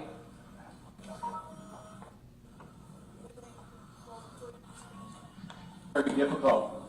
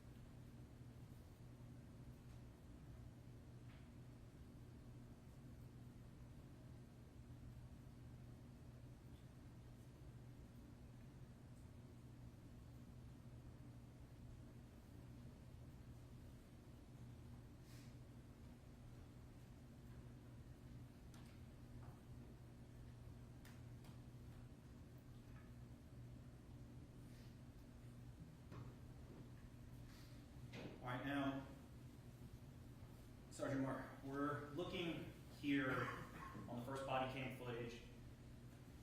What's the device on the pole right over there that's like kind of peeking into the room? This is what we call a pole camera. So the little soda can shaped thing that's pointing towards the room is the camera, and you'll see that there's a iPad-like device that I'm watching, just to get eyes safely inside of the room. All right, and does that device record, to your knowledge? No. And what's the purpose of having eyes in that room at all times? To know where the threat is, to know where the weapon is, to have an idea of what's going on inside the room. All right. What efforts were undertaken to have kind of eyes and ears in this room with that for SWAT? This was the worst case scenario. This was pretty hard. We're 11 floors up. We're being told that if we go into that door, we're going to be shot. Attempted to deploy a drone to get a view from the outside. Something with the glass was too thick to be able to see through, and pilot error. I don't know, crashed it. That was the best and only way I could come up with to get a visual. All right, and you described threats of being shot. Who was threatening to shoot you? Ms. Gilland. And this is now several hours later that we're looking at from when you initially responded. Would that be accurate? Yeah, I would say I was there for probably 2-3 hours. Now, during this time, so if we look in the left-hand corner of the screen, we see one of the SWAT operators. He's holding something in his hand. It's like a little canister. What is that? That's a diversionary device commonly referred to as a flashbang. You can see that there's a little nipple at the top of it that tells me that that is armed. And so what was the plan that you had developed and that was approved by command staff to make entry into this room? So I don't want to put command staff out there. I want to say command staff, but my SWAT commander was aware of it. However, Ms. Gilland didn't want to put the gun down. Negotiators worked on her for hours, developed a plan to get her to write an apology letter, I believe it was, in which we were hoping that she would put the weapon down. Our goal was to end this peacefully, no more loss of life. Initially, you'll see me giving hand signals where the gun is. She was not wanting to put the gun down, attempting to write with the gun. So let me slow you down. So the whole purpose of her writing a letter was the intent that she put the gun down, use her hand, and would do. Correct. And at that point in time, when she's doing this note, writing this note, initially she doesn't put the gun down. Correct. Now, eventually we see you making other hand gestures throughout this video. What are you doing with those hand gestures, other than, as you described it, pointing where the gun was, and explain to the other operators where she's pointing currently? So I'm communicating with the other side of the team. Everybody knows their plan, and I'm changing the plan as we go and or letting them know what I can see. When you're going like this, at that point in time, I was telling them this is the threshold, this is the door, there's a bed with the body on it. She's on the other side of it, pointing the gun towards the door. And that's what I was trying to portray to the operators on the other side of the door. And when you kind of give the signal for entry, what made you, or what prompted you to give that signal for entry? She finally put the gun down. So she put the gun down, like literally out of her hand. Out of her hand on the bed and was going to write. Now, when we hear the flashbang be deployed, you hear that bang, but you also hear a second bang. What is that second bang? She shot at us. That shot went into the ceiling. Correct. So she had to pick the gun back up again and engage the officers as they made entry. Correct. Some people are going to say she shot in the ceiling. What's the big deal? Why is it a big deal to you? Because I don't want to get shot. And also, so I'll try to explain to you best I remember. She didn't shoot in the air. She shot the ceiling above us. Now it may be a 4 or 5 feet difference between my head and the ceiling, but we're talking about inches from here to hitting the ceiling. And it wasn't a come out like this. It was, she grabbed the gun and came up.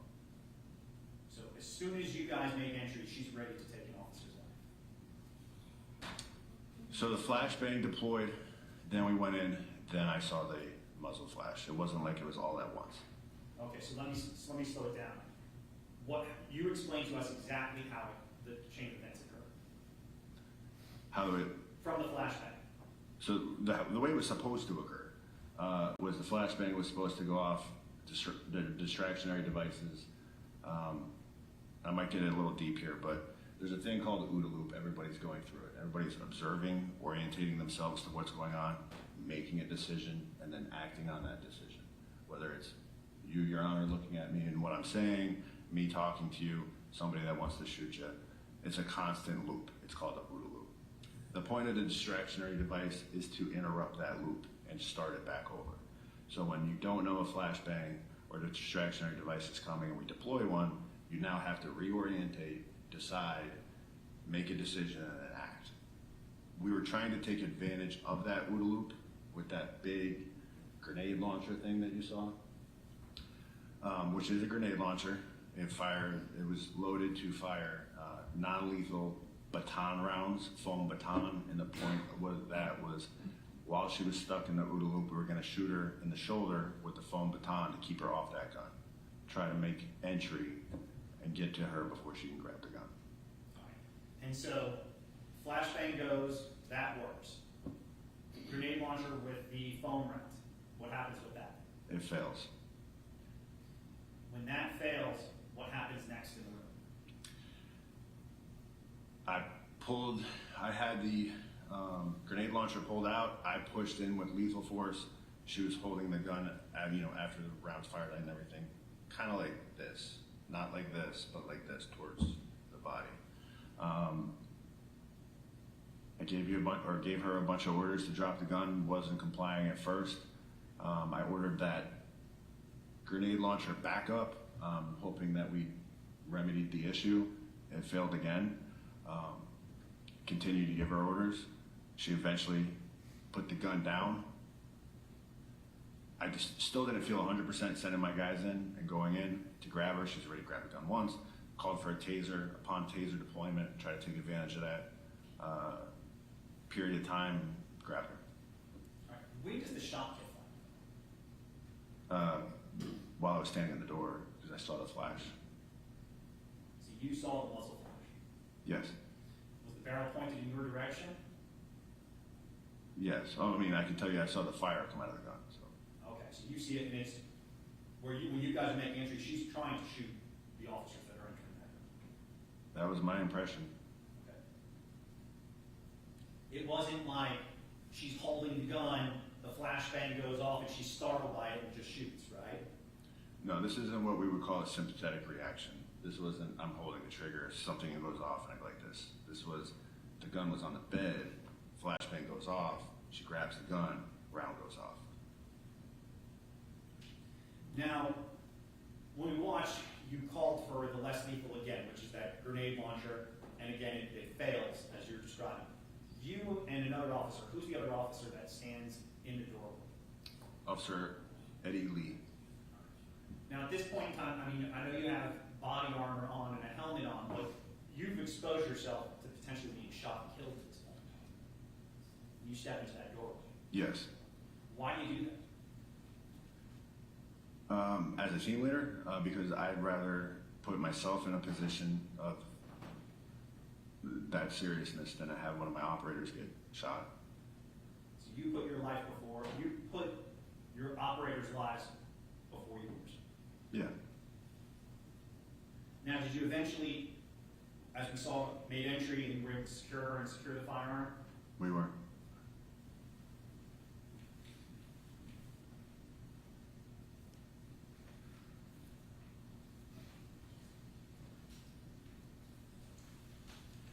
I'm going to approach what's been previously marked for identification as states Exhibit D and E. As you were describing to the court just a few moments ago, she was being instructed to write a note. That would be states E here for identification. This was the note that she was kind of being utilized by Negotiator Ransom to get her to be distracted and place that firearm down. Is that correct? Correct. All right, and then also recovered by Daytona Beach police officers in the room was a suicide note. You recall that as well? I did not recover it, but I know that it was recovered by the police department. Your Honor, State of asked us to previously marked for identification as states D and E be entered into evidence. Any objection? All right, they will both come in. States B will be 3, states E will be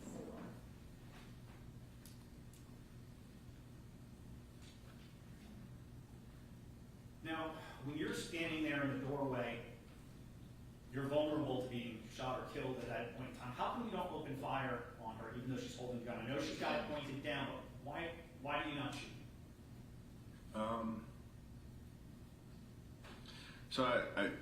We're not looking to shoot somebody. I didn't want to shoot you. I don't want to shoot anybody. I can't tell you why I didn't shoot. I've thought about it, and I'm glad I didn't kill you. I'm glad you didn't kill me. But I didn't shoot. That's all I can tell you. I didn't shoot. Just a moment, Your Honor.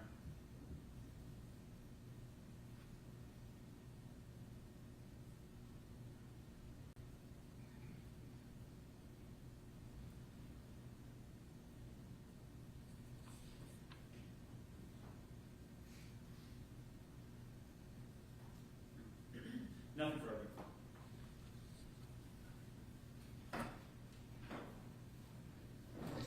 Morning, sir. So prior to entering it, you testified that you throw what you call, I think, a flashbang grenade. Yeah, they're commonly referred to as flashbang. Okay, and the purpose of those is to I guess, disorient the person that is in the room. Is that fair to say? I've heard it described that way. Again, the way I described it to you is the actual purpose of it, to start that loop over to, I guess distraction would be a good word, but it's just to restart that thought process. Sure. The flashbang, when they go off, there's kind of a light. Is that fair to say? So what we were using were called reloadable flashbangs. These aren't the old school ones that throw flames and do all that stuff. I'm going to be honest, we set couches on fire by accident. This is not that. There might be a small flash of light, but it's not like you're thinking, okay, if you're thinking of the old ones. Would you agree that they, I guess, overwhelm the person's, I guess, vision and hearing? Like it's a loud bang? No. So actually, that was one of the first things they taught us in flashbang instructor school. It's not like the movies where you're blind, you can't hear or anything like that. That's not the purpose or the ability of the device. Would you agree it can cause confusion? That's the point of the OODA loop, is trying to figure out what's going on and then make a decision. Okay.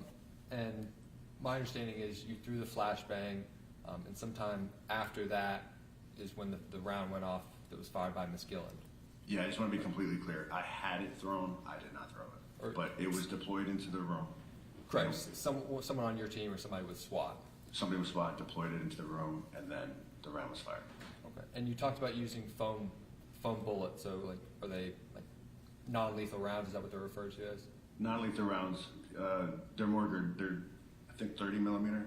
They're a lot bigger than a normal bullet. Okay. And when you say they failed, like, do you know why they failed? Like, was she not hit by one? So I think the first round went off, but if you watch the video, if we could watch the video again, you hear the click, and he's trying, and he actually at the end says, "Damn it," and looks at it. Those rounds failed. Duds happen. I cannot tell you why it happened, because we took the same device, the same weapon system, and the same rounds out at the next training day, and they fired. So I do not know why that didn't fire. Okay.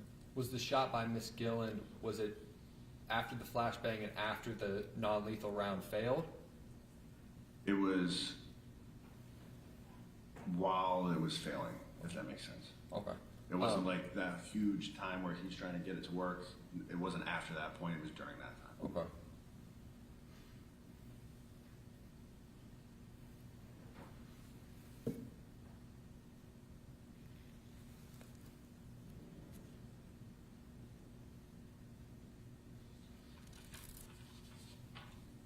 And while you were on scene, I think Ms. Gilland expressed multiple times that she wanted to take her own life. I'll be honest with you, I'm not listening to the conversation. The hostage negotiators are in conversation with them. I'm in contact with my commander who's in contact with them. A couple of times I may have overheard what she was saying, but I'm really concentrated on what's going on with my guys. I do remember a few things of what she said, but not really the conversation.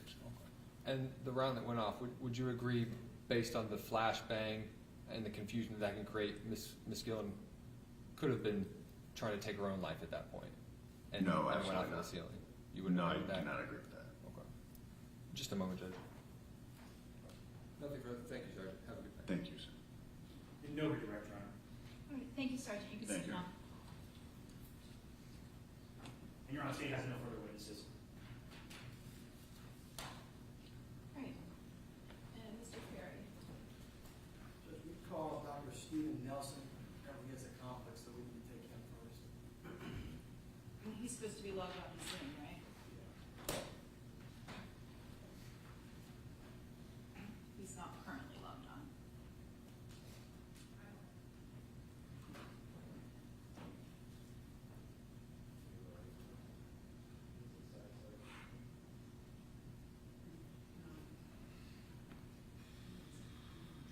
He was logged on earlier. I didn't get a message.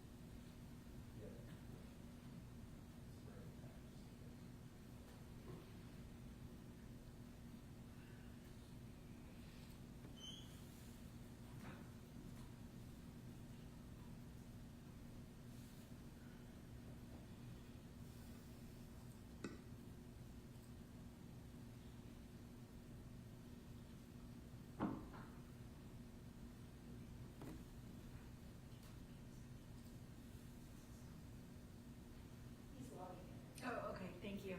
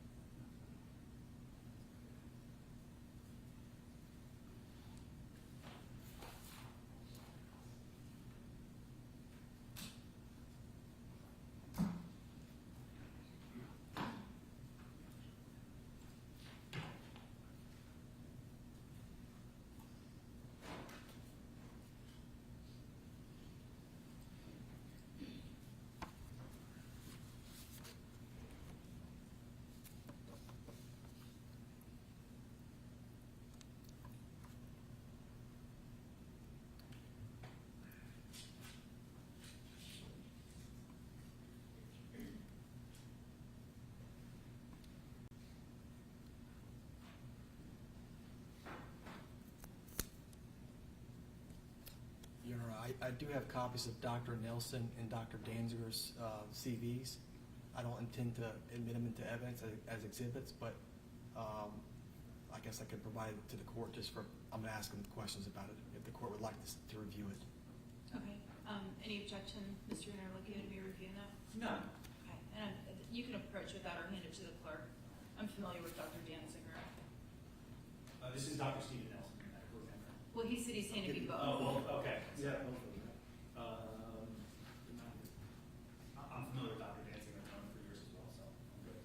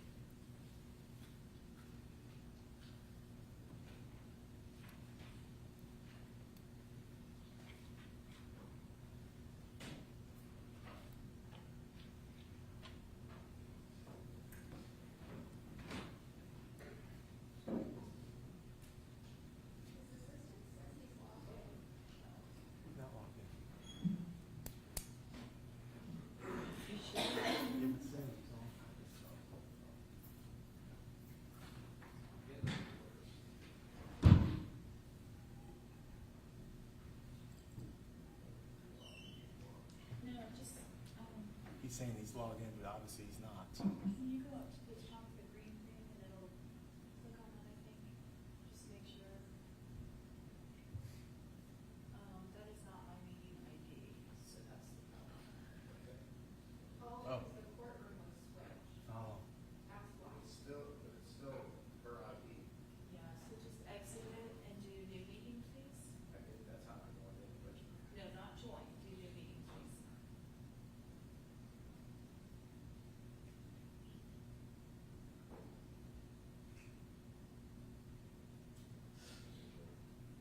No, this is right, leave it.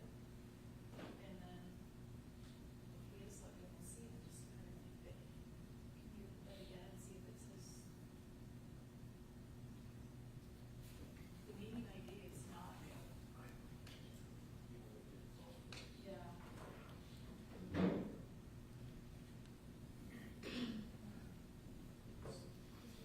36-239-7791. If for some reason the setting has changed, so that it's different meeting ID.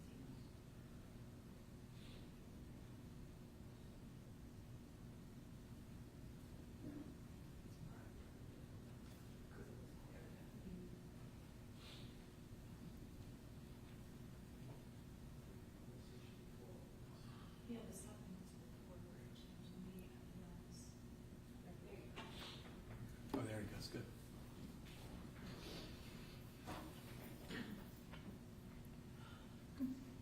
Good morning, Doctor. Can you hear us okay? Hey, good morning. Yeah.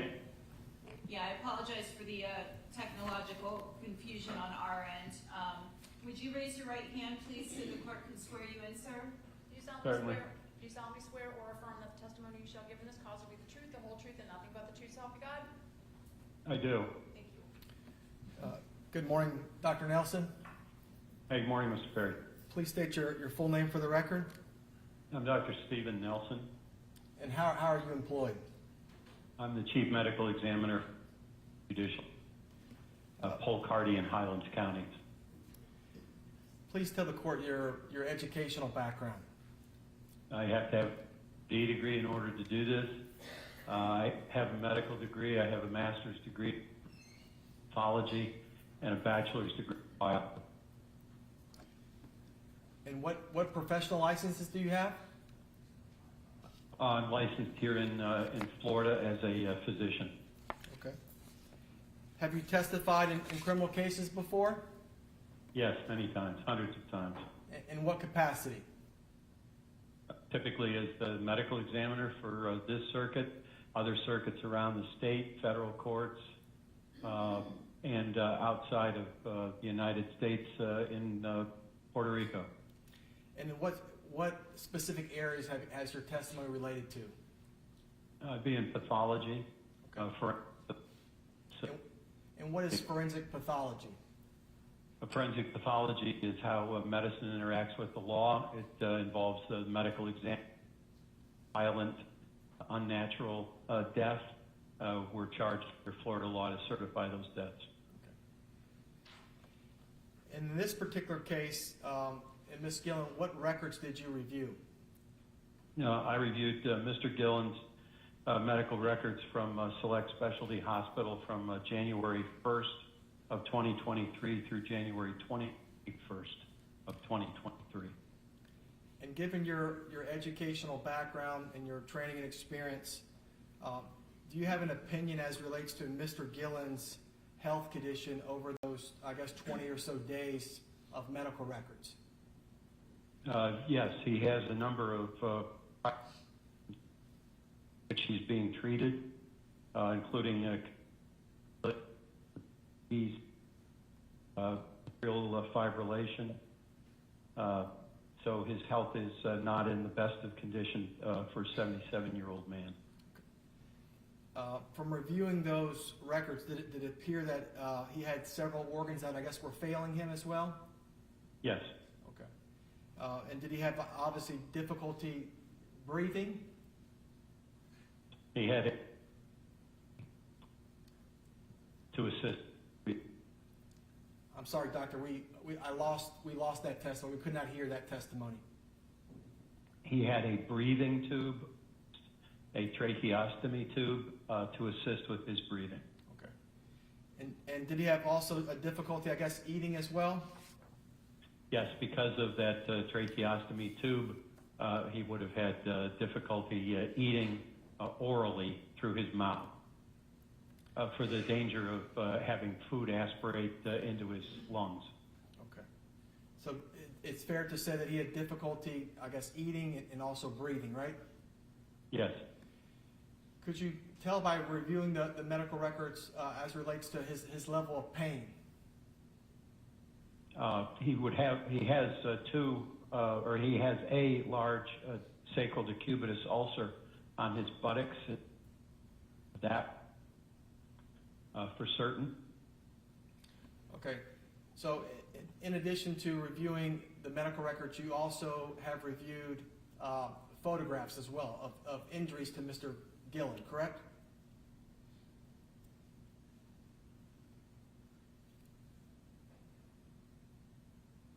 Can you hear me, doctor?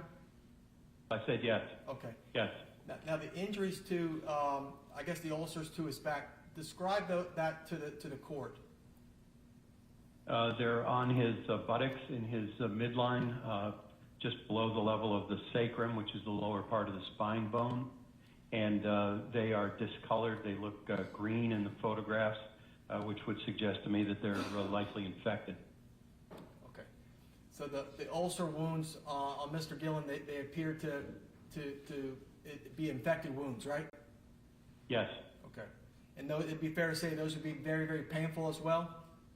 Yes. Okay. From a review of those medical records, could you tell if Mr. Gilland made like any statements to nursing staff or hospital that he wanted to die? Yes, Mr. Gilland had said that he was just done with living and was looking forward to dying, wanted to die. Would Mr. Gilland be a candidate for hospice care? Yes, he would. Okay. And why do you have that opinion? Hospice care is for the typically the last 6 months.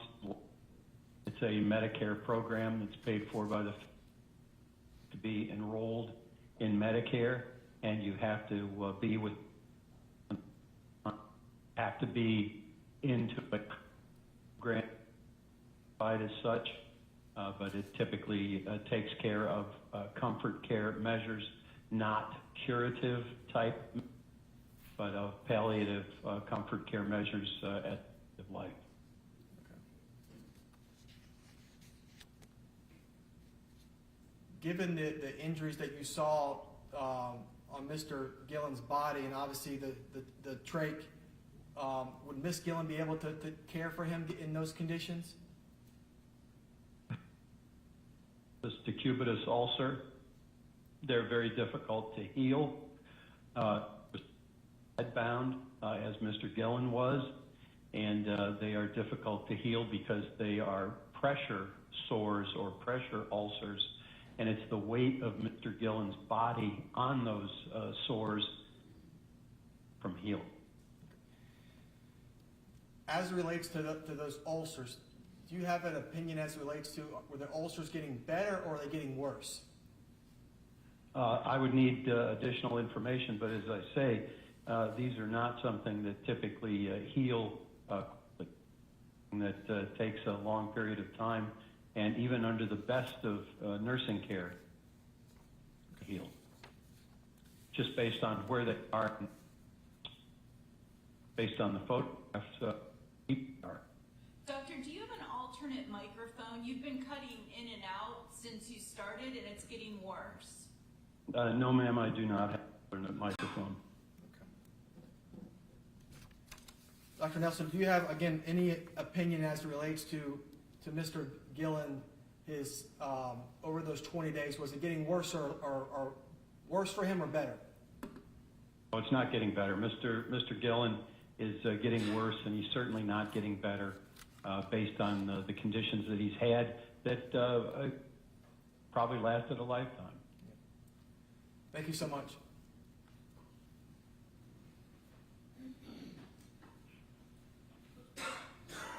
All right, good morning, Dr. Nelson.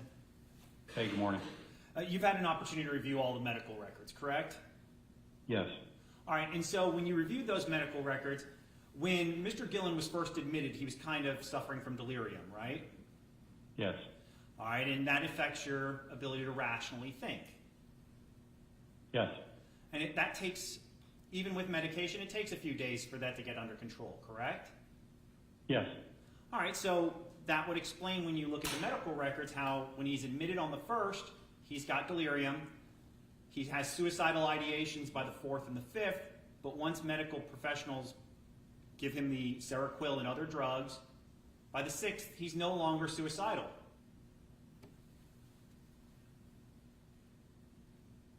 Is that accurate? That question sounded like a statement to me. Is that accurate? Yes, that's accurate. Okay, and then from the 6th on, does he ever have any other suicidal ideations in the medical records? Not in the medical records, no. Okay, so basically for almost 2 weeks prior to his murder, nothing. No suicidal ideations. Nothing is documented, no. Now, we talked about, defense counsel talked with you a little bit about the ulcers and how they're extremely painful. Hospitals have the ability to mitigate that pain, is that correct? Yeah. I'm sorry, your microphone breaks up. Sorry. Yes. Okay, and was there anything in the medical records that led you to believe that he was not receiving adequate pain management for those ulcers? There's nothing in the record. Okay. And as far as hospice is concerned, it's free, right? It's paid for by Medicare, yes. All right, and it's a humane way to die when you're at the end of your life and the quality of your life is declining. Yes. Nothing further. No regret. All right, thank you very much, Dr. Nelson. You're free to go. All right, thanks for doing it.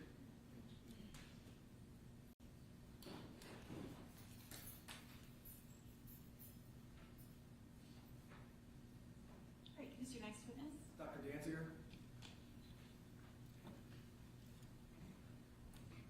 Step forward, raise your right hand to be sworn. Do you solemnly swear or affirm that the testimony you shall give in this cause will be the truth, the whole truth, and nothing but the truth, so help you God? Thank you. Then can you please follow me? And good morning, Your Honor. Good morning. Please watch your steps. Thank you.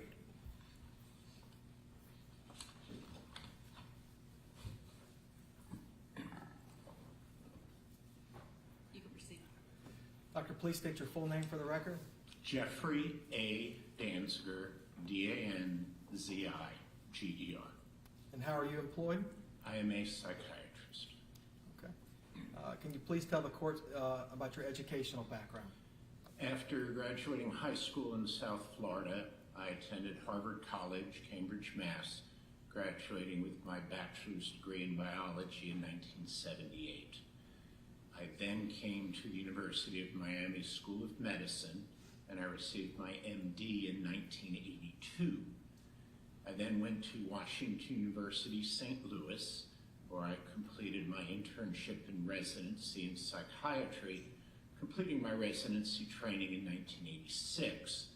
I spent 1 year on the faculty of the medical school, and then in 1987 returned to my home state of Florida, and I've been in Central Florida now for nearly 38 years. I have an office practice in Maitland, Florida, right off exit 90 of I-4, just north of Orlando.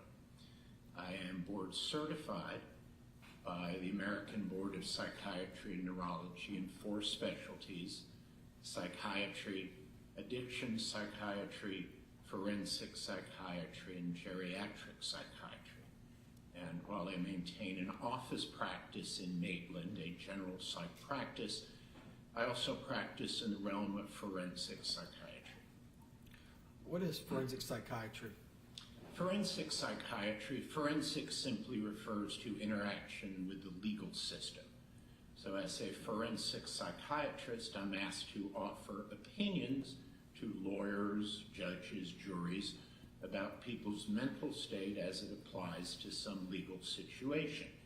It might be a criminal case, such as the matter today, might be a civil case, might be a probate case involving a will contest, or might be a fitness for duty assessment. So it's simply offering opinions about people's mental and emotional state in a legal setting.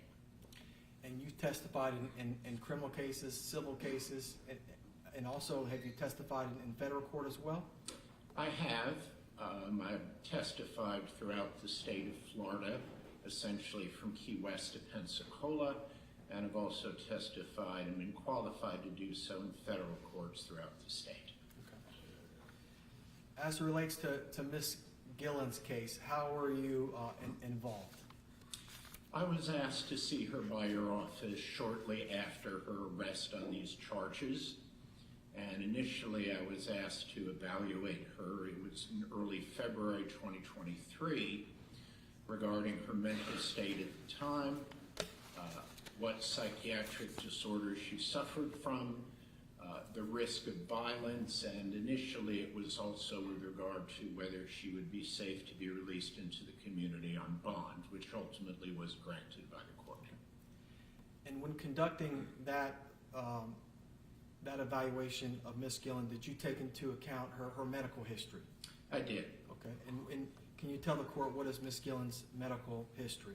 Ms. Gilland has a complex medical history. She has a number of chronic illnesses, meaning they've been present for many years, and that includes diabetes, severe osteoarthritis, hyperlipidemia, reflux disease, and chronic obstructive pulmonary disease. In addition, she has a history of breast cancer. First bout was 1979 with a mastectomy and reconstructive surgery. There was a recurrence of breast cancer in 2018, which again required a mastectomy and further treatment by oncologists. Further complicating her history are multiple orthopedic procedures. I believe she has an artificial hip on the left, a pin in the right hip. She has rods in both femurs, and I believe she had a right knee replacement. So because of that, she walks or ambulates very slowly with a walker. There are elements of chronic pain, and because of the arthritis and the various orthopedic procedures, it interferes with her sleep. So this is someone who's now 78 years old and has a complicated medical history. When doing the psychiatric evaluation of Ms. Gilland, do you also ask her questions as it relates to her substance abuse history at all? Yes. Okay, and to your knowledge, does Ms. Gilland have any substance abuse issues whatsoever? No. There was no history of any issues with the abuse of alcohol, no histories with the use of street drugs, no history of the misuse of prescription medications. To be precise, she might occasionally use a CBD gummy to help with sleep and pain, but all of that was legal and authorized. No hit, and those only perhaps twice a month. So no history of substance use disorders. Did she have any psychiatric history whatsoever? Nothing prior to 2023. This was someone who had not otherwise suffered from depression, psychiatric hospitalizations, mental illness, suicide attempts, violent or aggressive behavior. What took place in late 2022, early 2023 was a first episode of mental illness. Okay. Did you perform a mental status examination upon her when you're doing the psychiatric evaluation? Yes. Okay, and what did that reveal? What it revealed, by the time I saw her on February 5, she was in better shape than she had been. The suicidal intention and plans had passed.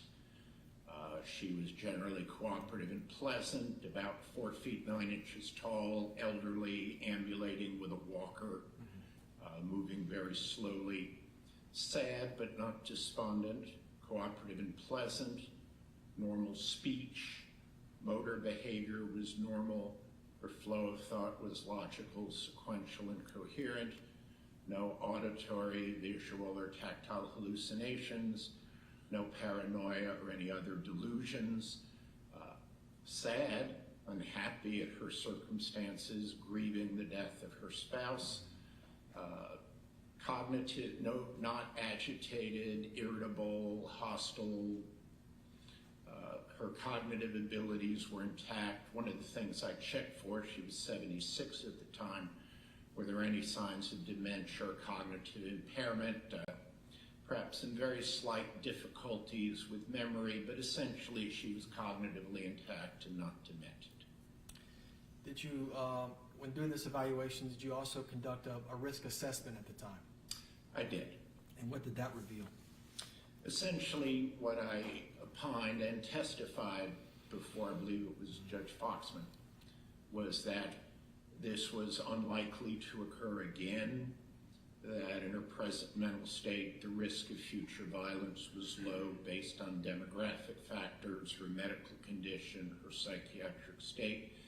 And indeed, my understanding is she's been on bond for, I believe, 23 months now with no recurrence, so suggested that my opinion in that matter was accurate. Of course, nobody can say there's zero risk, but I opine that the risk of her being released into the community, into a setting where she could reside in the community, the risk would be very low. So following that evaluation, did you also recently meet with Ms. Gilland for a follow-up evaluation? I did, and that took place exactly 2 years after my first assessment. That was by Zoom, and that was on February 5, 2025, just 23 days ago. Okay. And has your opinion changed as relates to Ms. Gilland, the risk assessment, or any of the other things we went over? It would not. When I met with her, she was on antidepressant medications. She was on an anti-anxiety medication, no controlled substances, no issues that she's abusing substances, not suicidal, not violent. Symptoms of mental illness appear to be well controlled. So I did not see her as representing any imminent risk of harm or danger while living in the community. And perhaps the most important factor of that is she's been in the community for 23 months now. I believe 2 years will be next month. I'm not aware of any indications where she's violated the terms of her bond or represented any threat of harm to herself or anyone else in the past nearly 2 years. And this morning you've watched, I guess, some of the body cam videos and some of the testimony in the case?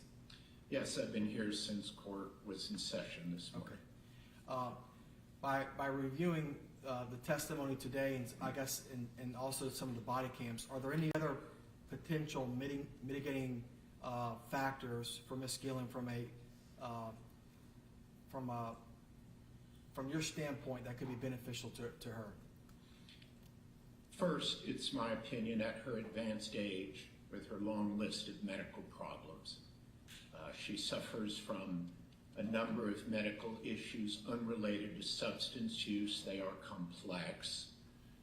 In addition to her chronic illnesses that I listed and chronic pain, she's had a recurrence of cancer before. She would be at risk of a recurrence of cancer. As far as I know, she's still cancer-free. This is someone with multiple medical problems, limited functional ability, only likely to get worse as she ages, and that may be a factor the court wishes to take into consideration in the calculation of determining her disposition. Further, it's my opinion at the time of this incident back in January 2023. I saw Ms. Gilland, of course, barely 2 weeks after the incident, so I spoke with her about her mental state at the time. She wrote a suicide note. Essentially, this was a murder-suicide where she did not go through the suicide, ultimately leading to what we saw today. I was not of the opinion this met insanity criteria, and I'm not offering the opinion to the court either then or now that this met the strict criteria for insanity as defined in the Florida statutes.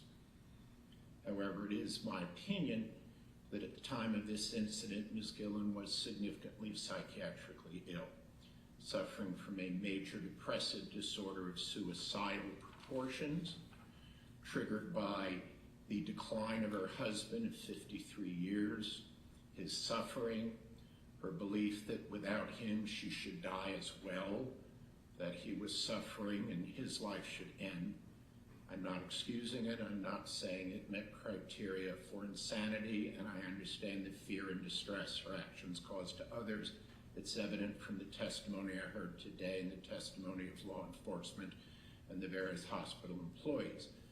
But it's my opinion her mindset was so altered in the prism of her extremely depressed and suicidal state.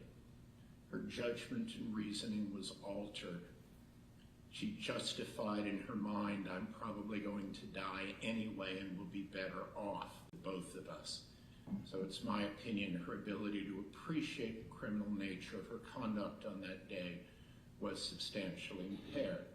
And I offer that opinion for the consideration of the court as a potential mitigator to consider in determining the disposition of Ms. Gilland. No further questions.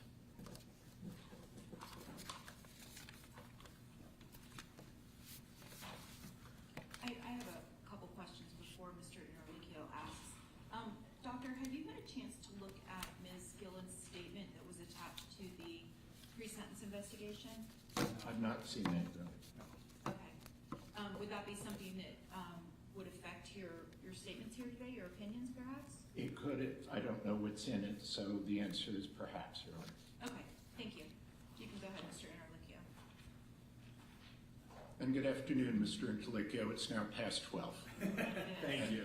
And nice to see you 24 hours later. I know, it's good to see you always. Now, the conditions that you described, her health conditions, she had many of those back on January 21st, 2023.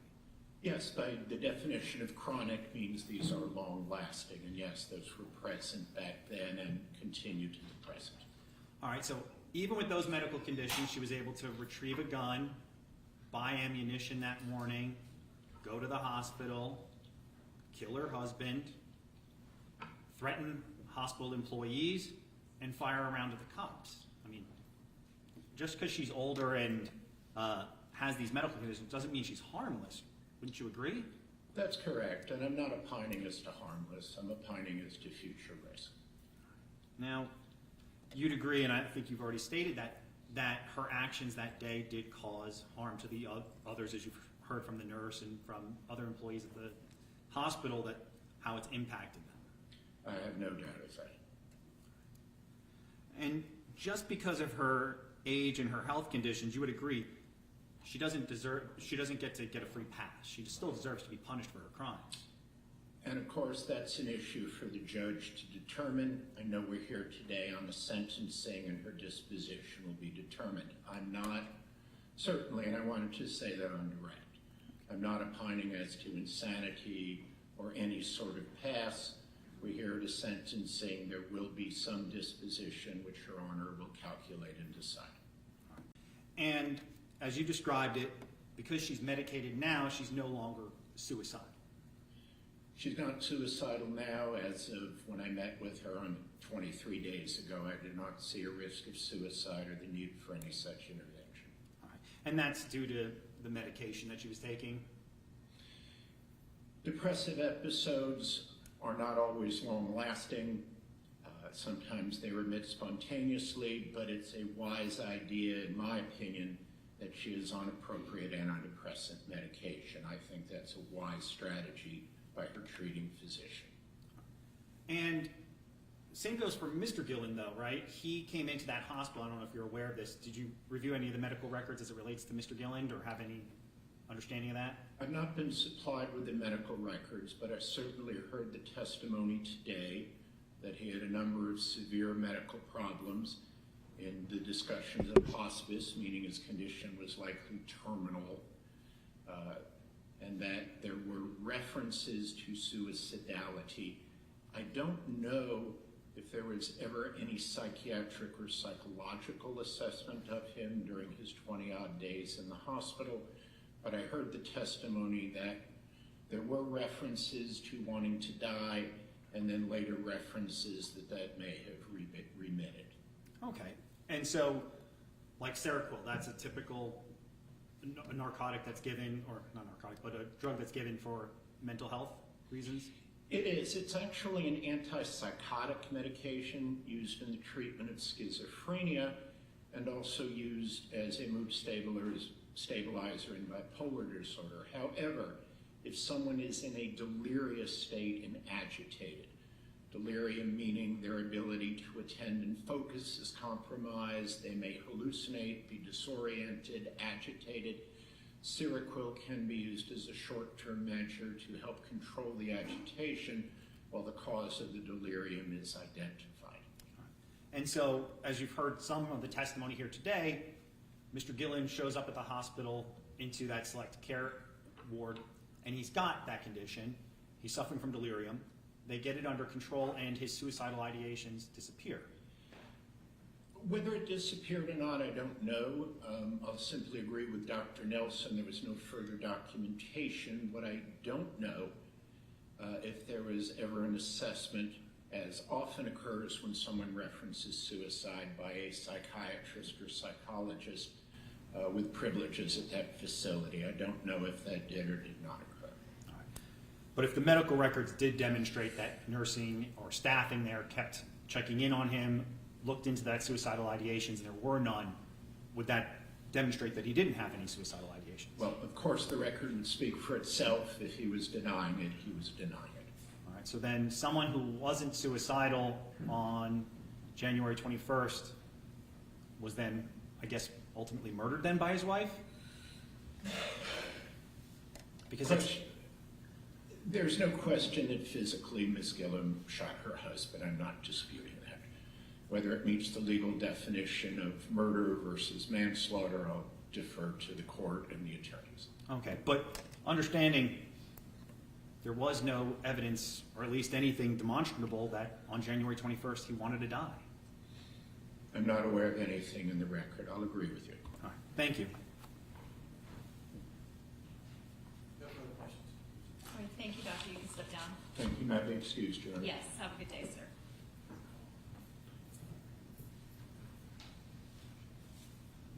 Oh, Tony Ray. I'm sorry? Mr. Ray. Mr. Ray, okay. Before you raise your right hand and be sworn, please. Do you solemnly swear or affirm that the testimony you shall give in this cause will be the truth, the whole truth, and nothing but the truth, so help you? I do. Thank you.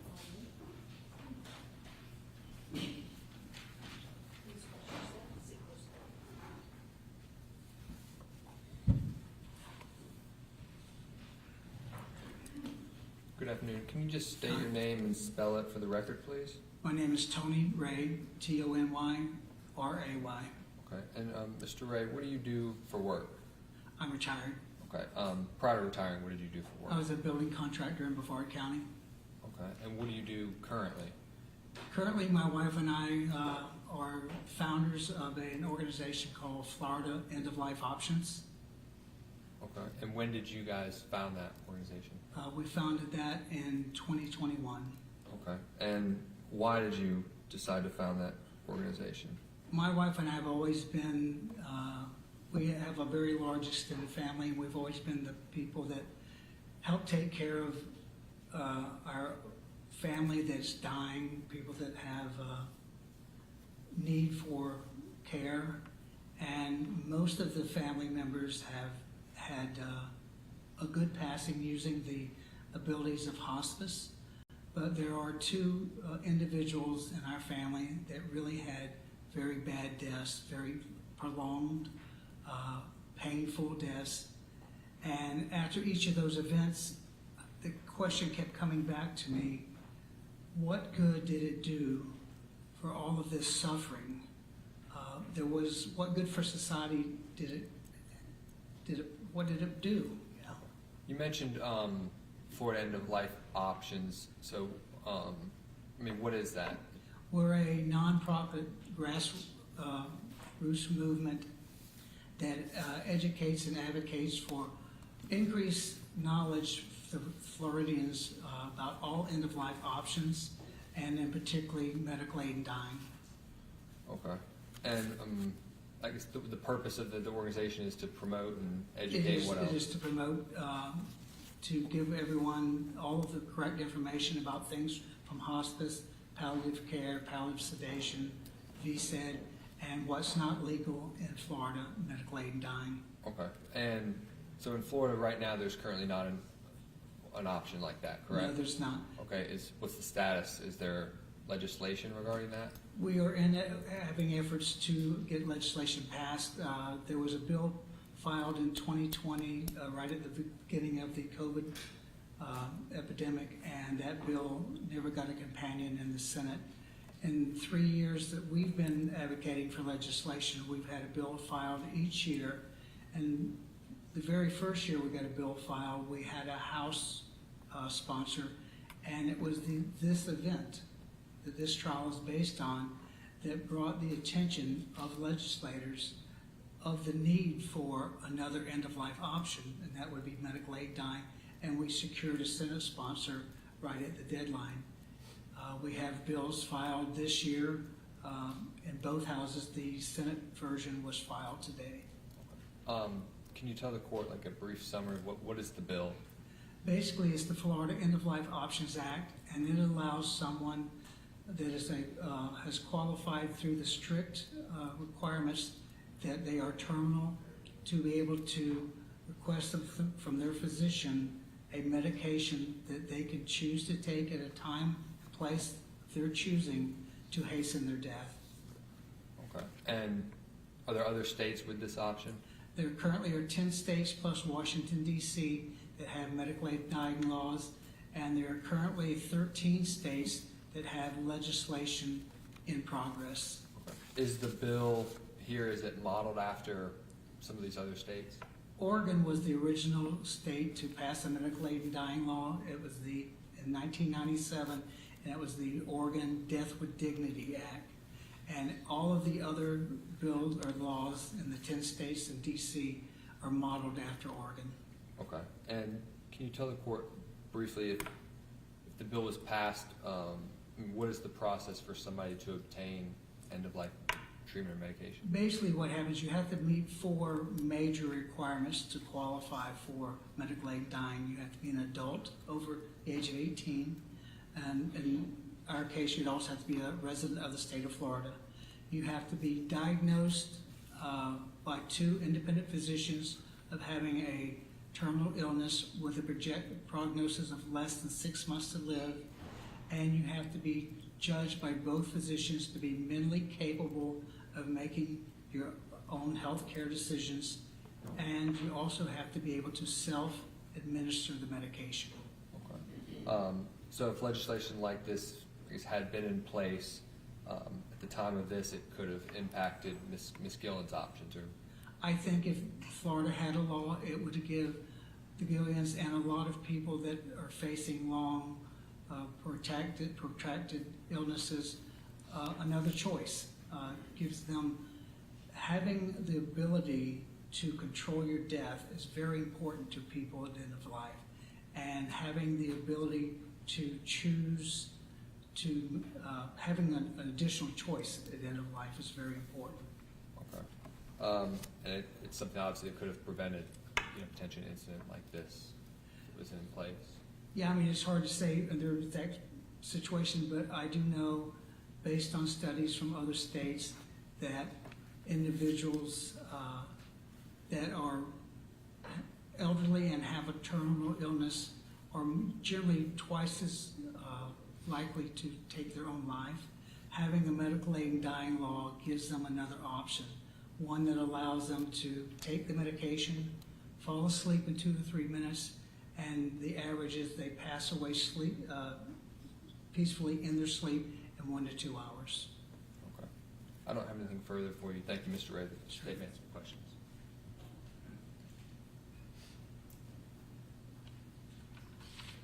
Now, good afternoon. Now, you described it that with this plan or whatever that you're just proposing, that someone would get the right to choose to die if they wanted to, if they were terminal, right? Yes, it's about self-determination and bodily autonomy. And while there's nothing wrong with that, they would have to be examined by 2 doctors, right? Correct. So 2 doctors would have to elicit some sort of testimony from the victim saying, I want to die. Well, there's a process to be qualified. There's a series of meetings with the original, what we call the prescribing doctor. He counsels the individual when they request medical aid in dying about all the other options that are available in the state and the results of pursuing any one of those options. And he also determines the mental capabilities to make their health care decisions, and this is confirmed by the consulting physician. But again, there would at least be somebody out there, a medical professional, that would have made these evaluations, right? Correct. So this wouldn't be an instance like what we have here where somebody is murdered, they write a note that day, and we don't know if that was his ever desire to be killed that day. I wouldn't know what the thought was at that day, but I agree with you.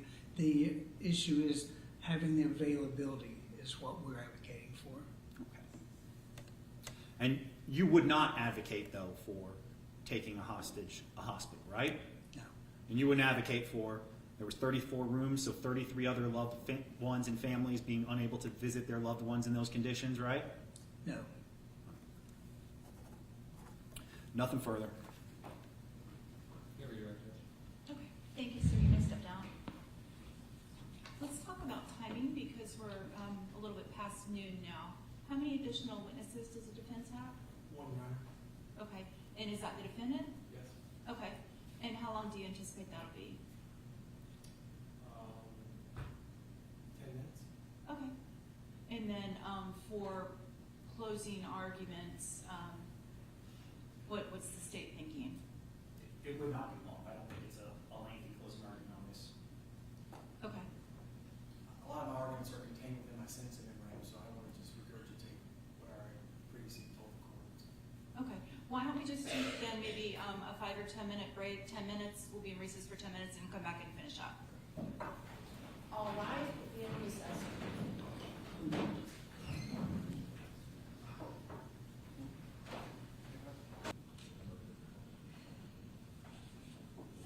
All right, we're back on the record, and you said you were going to call your client now? Yes, Your Honor, Ms. Gilland wishes to read a statement to the court. Okay. Can she just do this right here? Yes, she can do that at the podium. And I should have said earlier when I was announcing the things that I'd reviewed, the PSI is something that I've also reviewed prior to today.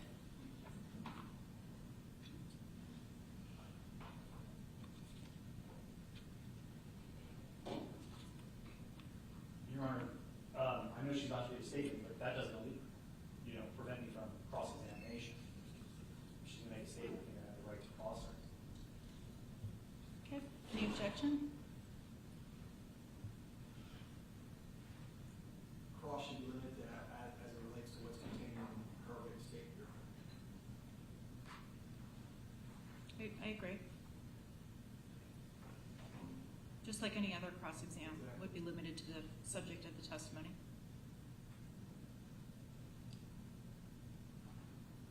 I think there'd be some leeway in there, but if we're talking about the facts of the case, I think I get it, the facts of the case. I don't know how you can make a statement and not discuss what we're here for today. Why don't we play it by ear? I'm gonna let you cross, and then as to the topics of the questions, if there's an objection, you can object. All right, go ahead, ma'am, you can read your statement. Are you comfortable there at the podium? Yes, I'm fine. Okay.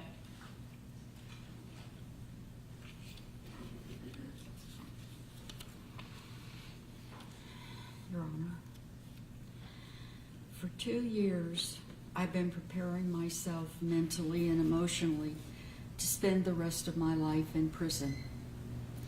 When I was first arrested, I spent 7 weeks in the Volusia County Jail. The first 2.5 weeks were in the hospital area under suicide watch. The rest of the time I spent in general population. This time spent incarcerated has given me an idea of what my time in prison might be like. In the last few weeks, the prosecution has offered the possibility of a reprieve, and I am grateful. My name is Ellen Gilland. I was born in Iowa in 1946, and my parents, my older sister, and my younger brother moved to Ormond Beach, Florida in 1949. My father was a building contractor and built homes in Ormond Beach area. My mother was a teacher and elementary school principal. My younger sister was born in 1954, and we moved to Winter Park, Florida in 1956, where I completed my education in the Winter Park schools and Rollins College. I then spent 2 years at Ringling School of Art in Sarasota, Florida. I had a varied work career until I was in my 50s. I worked as a professional photography lab, retail sales and management for Walden Books, and had my own foliage nursery. Jerry worked for a construction firm that installed high-purity stainless steel piping for the computer and pharmaceutical industries. He traveled all over the country as an installer and then as a superintendent. I traveled with him often. We decided that I needed some kind of retirement plan, so since I had a degree in education and I had an interest in exceptional education, I returned to college and obtained my master's degree at Nova Southeastern. I worked during the day and went to school at night. I was hired as an ESE teacher at Mount Dora Middle School in 1997.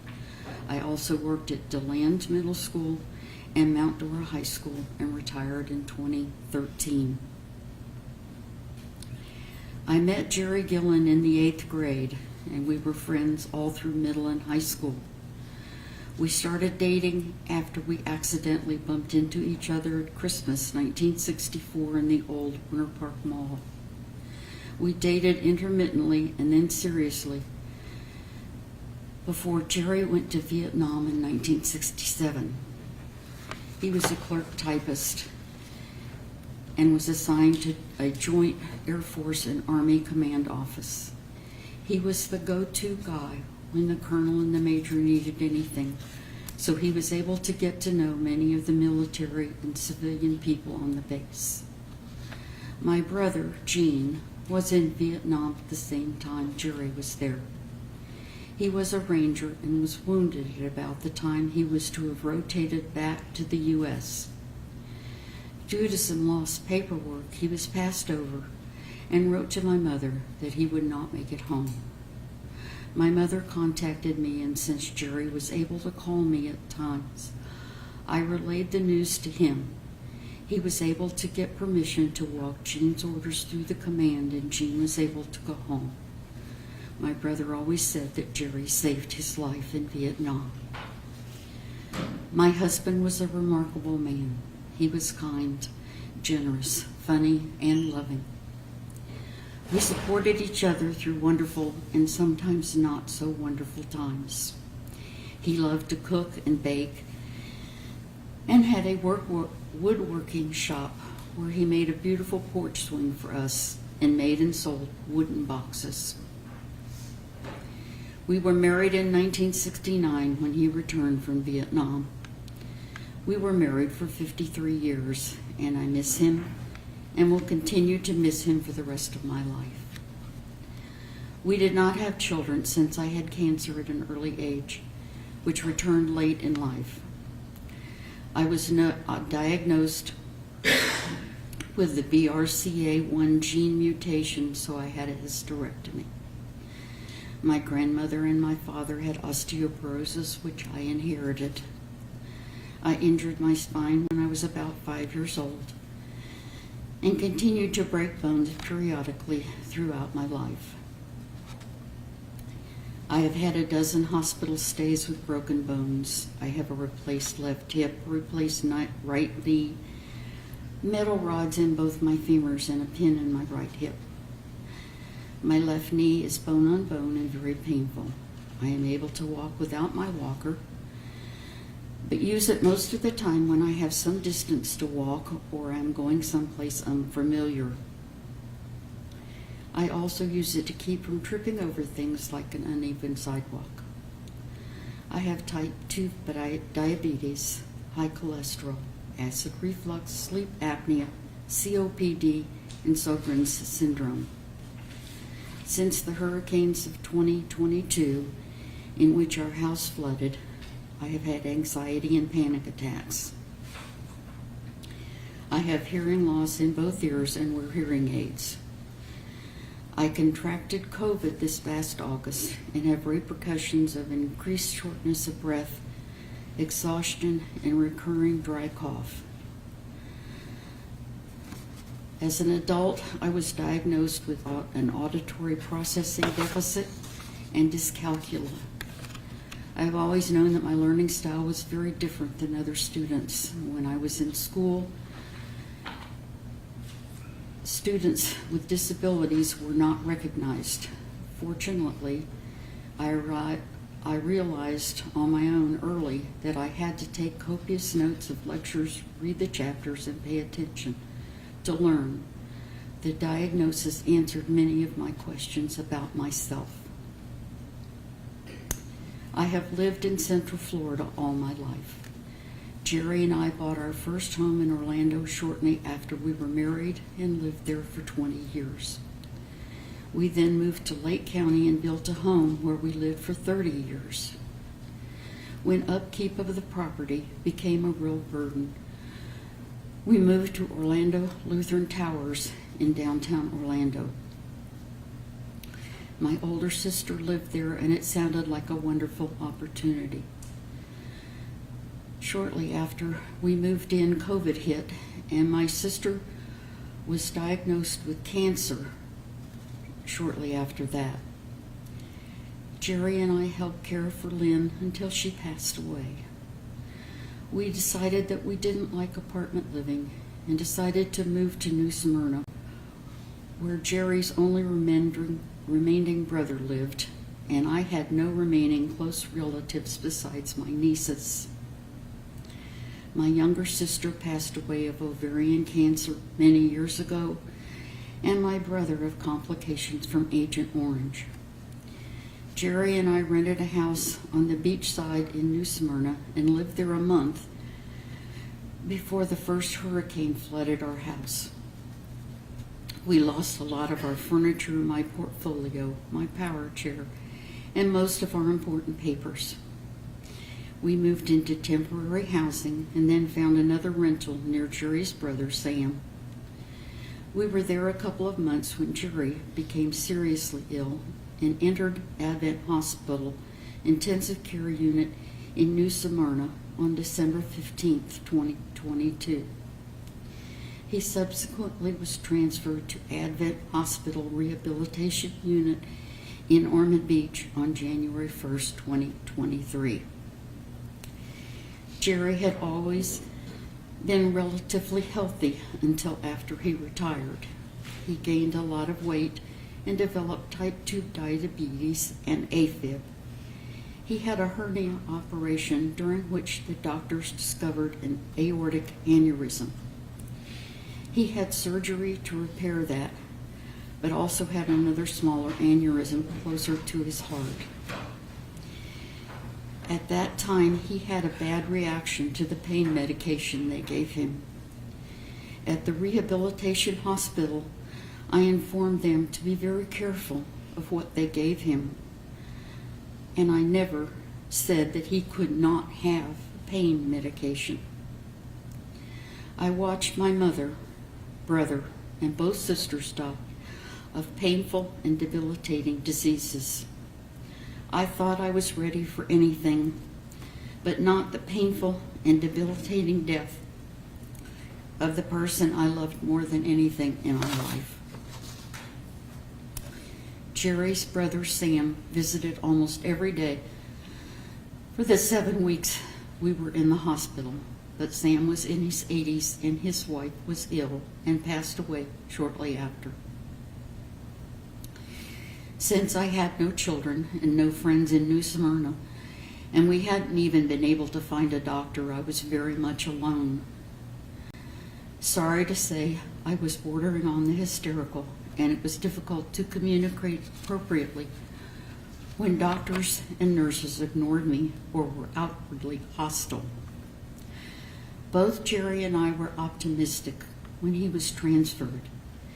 He was doing better, even though he had a very painful bed sore. He could talk some, even with the tracheotomy apparatus in his throat, and he could consume soft food. The physical therapy department came in every few days and got him up and standing beside his bed. About 3 weeks went by, and we were expecting the tracheotomy to be removed soon. But the nurses kept giving him food and then taking it away because they said he was aspirating it. As days went by, he became more depressed and very weak. Physical therapy stopped coming in every few days and then stopped coming at all, since he couldn't even stand even with help. I stayed at the hospital for 12 to 14 hours a day. The only time I left his side was to go downstairs for food or a cup of coffee. I felt I needed to stay with him because the nurses were being uncooperative and uncommunicative. An example happened after his first night in the rehab unit. I told the nurse as I left that if anything happened during the night to please call me and I would come back. I walked into his room at 7 a.m. the next morning to see him strapped to the bed with mucus all over his chest and face. He had a suction device to clean up the mucus as he coughed it up, but couldn't use it with his hands tied to the bed. I untied him and cleaned him up. The nurse said that he was pulling his leads off his chest, and this was procedure. I told her again that I would have come back and helped, but these kinds of things continued. I hired an outside nurse to come in and sit with him at night. After several weeks, I found out that the paid nurses were sleeping through the night, and no one at the hospital thought it was their job to tell me. I then spoke to a patient advocate at the hospital, and she arranged to have a cot brought into the room. I located another nursing company and arranged to have different nurses there at night so I could get some sleep. They were to wake me if anything happened. I continued to eat downstairs since I didn't want to have food in the room when Jerry couldn't eat. I bought a coffee maker so I wouldn't have to leave for that. Jerry continued to deteriorate to where he could hardly lift his right arm. When he could talk, he would tell Sam that he wouldn't make it out of the hospital. He spoke of ending his life. 2 days before his death, the doctor came in and said it would be at least 3 more weeks before they can consider removing the tracheotomy tube. At that time, he started begging me to help him end his life. We discussed various methods.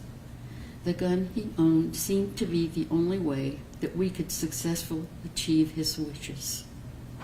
At that time, I had no hope that he would survive more time in the hospital. During this time we were in this hospital, no one ever explained comfort care or offered it in my presence. They may have discussed this with Jerry, but he never said. His gun and bullets had been underwater when the hurricane flooded our house. He told me where he kept it, and I went to the house and typed a suicide note and took the gun and bullets to a gun shop. I told them it had been underwater, and they checked it over and said it could be used, but it needed to be cleaned. I purchased a box of bullets and returned to the hospital. It was Saturday morning, January 21st. We discussed the repercussions of what we were about to do. He loaded the gun but couldn't raise it off his chest. I realized that to follow through with his wishes, that I would have to shoot him and then myself. I told him that to do this, I would go to prison if I couldn't shoot myself. He had always protected and supported me, and it was my last-ditch effort to stop this. But he was beyond helping himself or me. He took the safety off the gun, and I took it out of his hand. I held the gun behind his ear. I pulled it away and asked him if he was sure. He raised his hand and placed it on my arm and pushed the gun to his head. There was a loud bang, and he was gone. I was already crying, and I became hysterical. The machines were beeping loudly. I put the gun on the bed, and then I picked it back up and put on the safety. It had gone off so easily, I didn't want to shoot him again or put a hole in the bed. I sat beside him, holding his hand and crying until the male nurse came in the room. He was startled and said he thought some equipment had fallen. I told him to leave, and he just stood there. I picked up the gun and waved it around and told him I had a gun and leave me alone. He left. I am sure he was very traumatized, and I felt sorry, but I needed to be left alone to try to deal with what would come next. The security guards from the hospital came to the door. I told them to go away, that I had a gun. Then 2 female nurses peeked around the door, and I told them the same thing. I had no concept of time, but eventually the sheriffs came to the door. I was very frightened and grief-stricken. I was afraid they would throw me to the ground and hang my hands behind me. If that happened, I would probably have broken bones and be unable to stand or walk. I told them to go away, that I had a gun. One of the officers tried to get me to surrender. He told me that patients were not getting the care they needed, and I would be able to plan Jerry's funeral, and that they would not handcuff my hands behind my back. I didn't trust him, since I knew they had moved patients from rooms close to me, and that once arrested, I would not be allowed to do anything concerning Jerry's remains.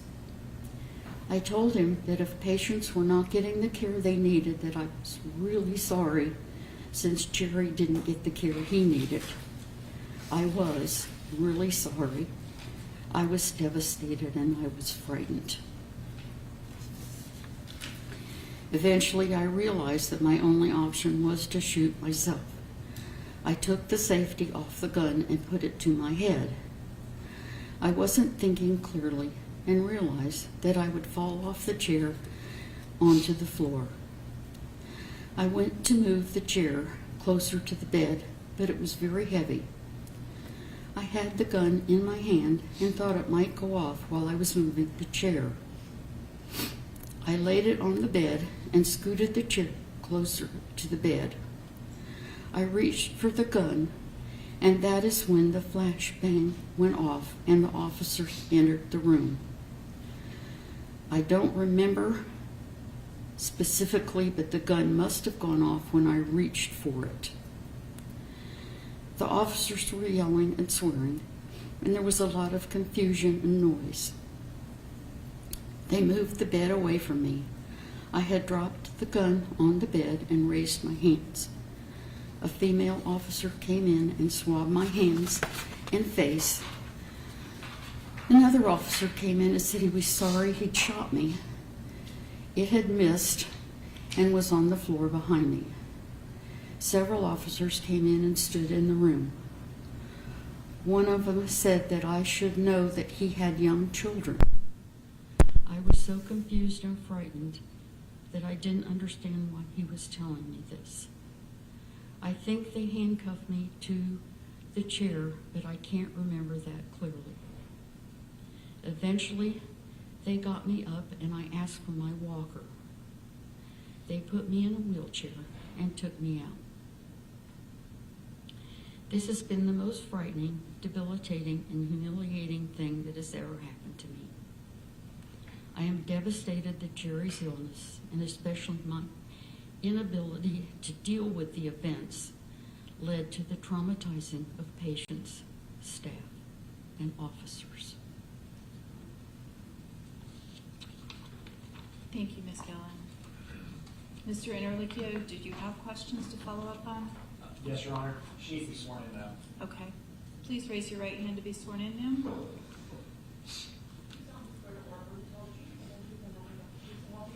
Yes. All right. What's that? Yeah, that's what I thought. That's why I moved to positioning. All right, now, Ms. Gilland, you heard from hospital staff here today that you've been violent with them, that you put your hands on them, and that they've told you if you do that again, you'll never come back to that hospital. I had one altercation with a nurse.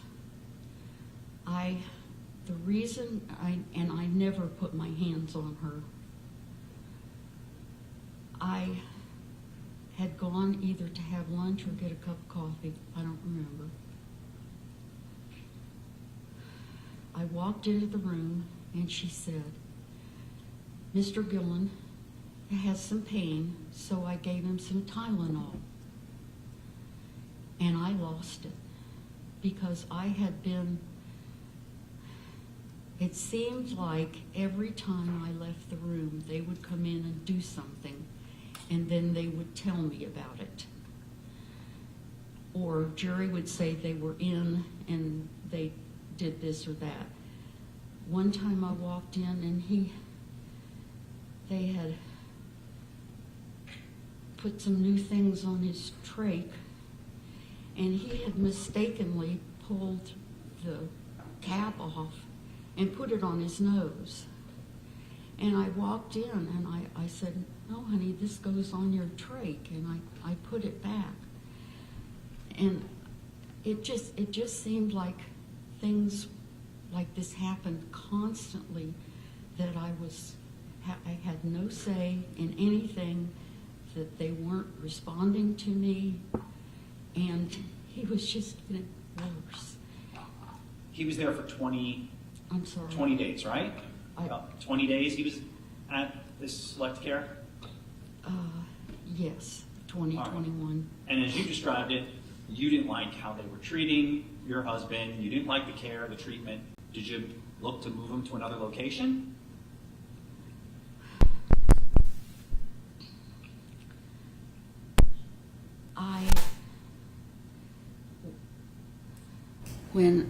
When he was moved from the initial hospital to this new hospital, I had talked to them about where he was going to go.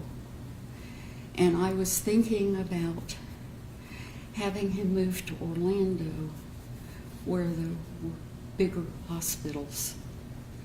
And I was afraid that by the time he got there, that he wouldn't survive it. So when they said there was a hospital north, I said, fine. And I had the same fear that if we tried to move hospitals, that he wouldn't make it. He weighed 330 pounds in just before we moved to New Smyrna. 330, I did say that. I said 230 some other time, but 330 pounds.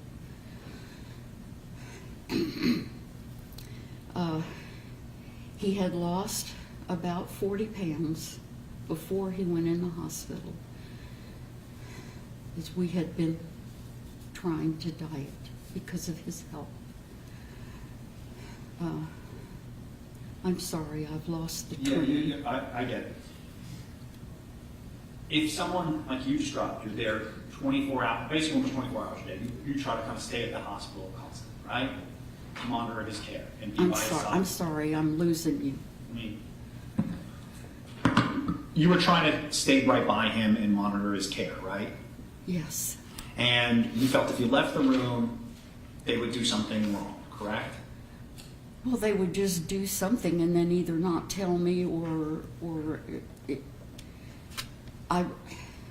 I just felt completely out of control with anything. I felt like they were not responding to me, and in fact, several of them were openly hostile. They would come in the room and he still weighed maybe 280, so it was very difficult to move him around the bed, and he would slip down. And so they would come in, and the sheet, they would, two women, one on one side and one on the other, and they would move him up. And they would be so violent that they would crack his head against the headboard. And it was very painful for him. And then they would, roll him around how they have to do to change the bed and things. And so, I don't remember when it was, but he told me that he had a sore throat. And so I thought maybe they had some kind of spray or something that might help him. So as I was going out to ask, 2 nurses came in, and I just said, please be careful and don't hit his head against the headboard, because I'd been there when they had done it. And this one nurse said, well, I'm never coming back in this room again. And I said, oh, great. You're not going to service this patient because you don't like me. And I think she got embarrassed. I left the room and I went out to ask about something for his sore throat.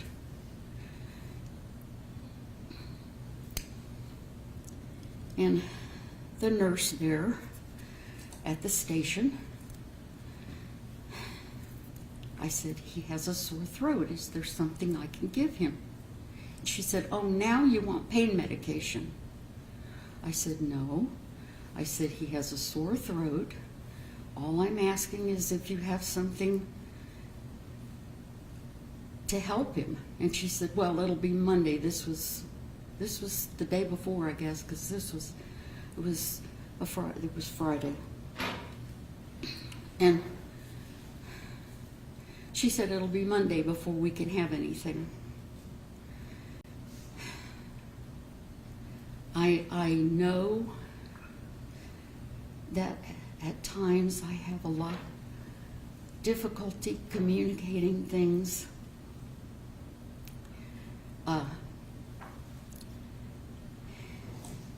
And I don't lose my temper very often. I worked with students with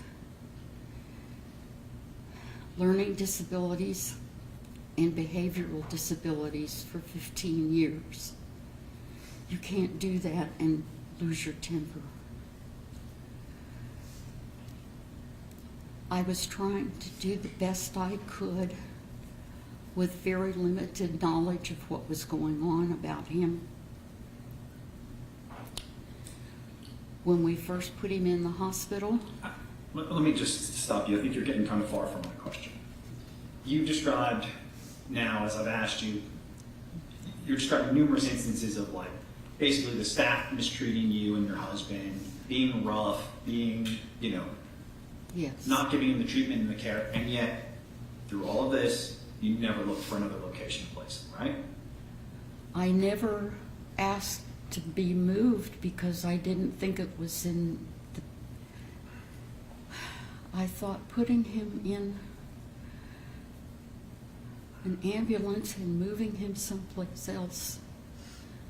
I mean, how do you know that where you're going is going to be any better than what you've got? Now, you're college educated, got a master's degree, right? Yes. And you're telling the court today you've never heard of hospice? Oh, I never said I didn't hear of hospice. I said that the hospital never offered us any kind of other care. They never said we can move him into hospice. We were told that this hospital was a rehabilitation. Now, that means to me that he was getting better and he was going to get better and we were going to be able to go home. Okay, but when you made the decision, or you're saying now that Jerry made the decision to kill himself, you didn't think to say, hey, let's just do hospice. Let's do it humanely. Let's do it where I can be by your side, I can hold your hand until your dying moment. Because they kept saying that he wasn't dying. The doctor came in and said, after we'd been there for 4 weeks, he came in and he said, well, I guess it's going to be another 3 weeks before we can even consider removing the trach. Well, to us, they had been saying that he was getting better, but he wasn't. He could hardly even move his arm. All right, and you understand in a unit like that, it's going to be 2 steps forward, 1 step back. That his recovery, due to his size, due to his health, it's going to take time. You understood that, did you not? Yes, I understand that it isn't a straight line to recovery. All right, but and even so, Mr. Nerlich, you'll let her finish the response, please.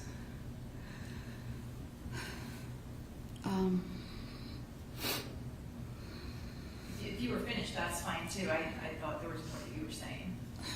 There was, but I've lost it. I'm you sorry. said there wasn't a straight line to his recovery. Yes, we understand that. It's just that they never said, he's not getting any better, why don't you consider hospice? They never, no one ever said that to me. Well, maybe that's because he wasn't needing hospice. Maybe he wasn't at the end of his life. Did you ever think of that? That's why they didn't tell you that?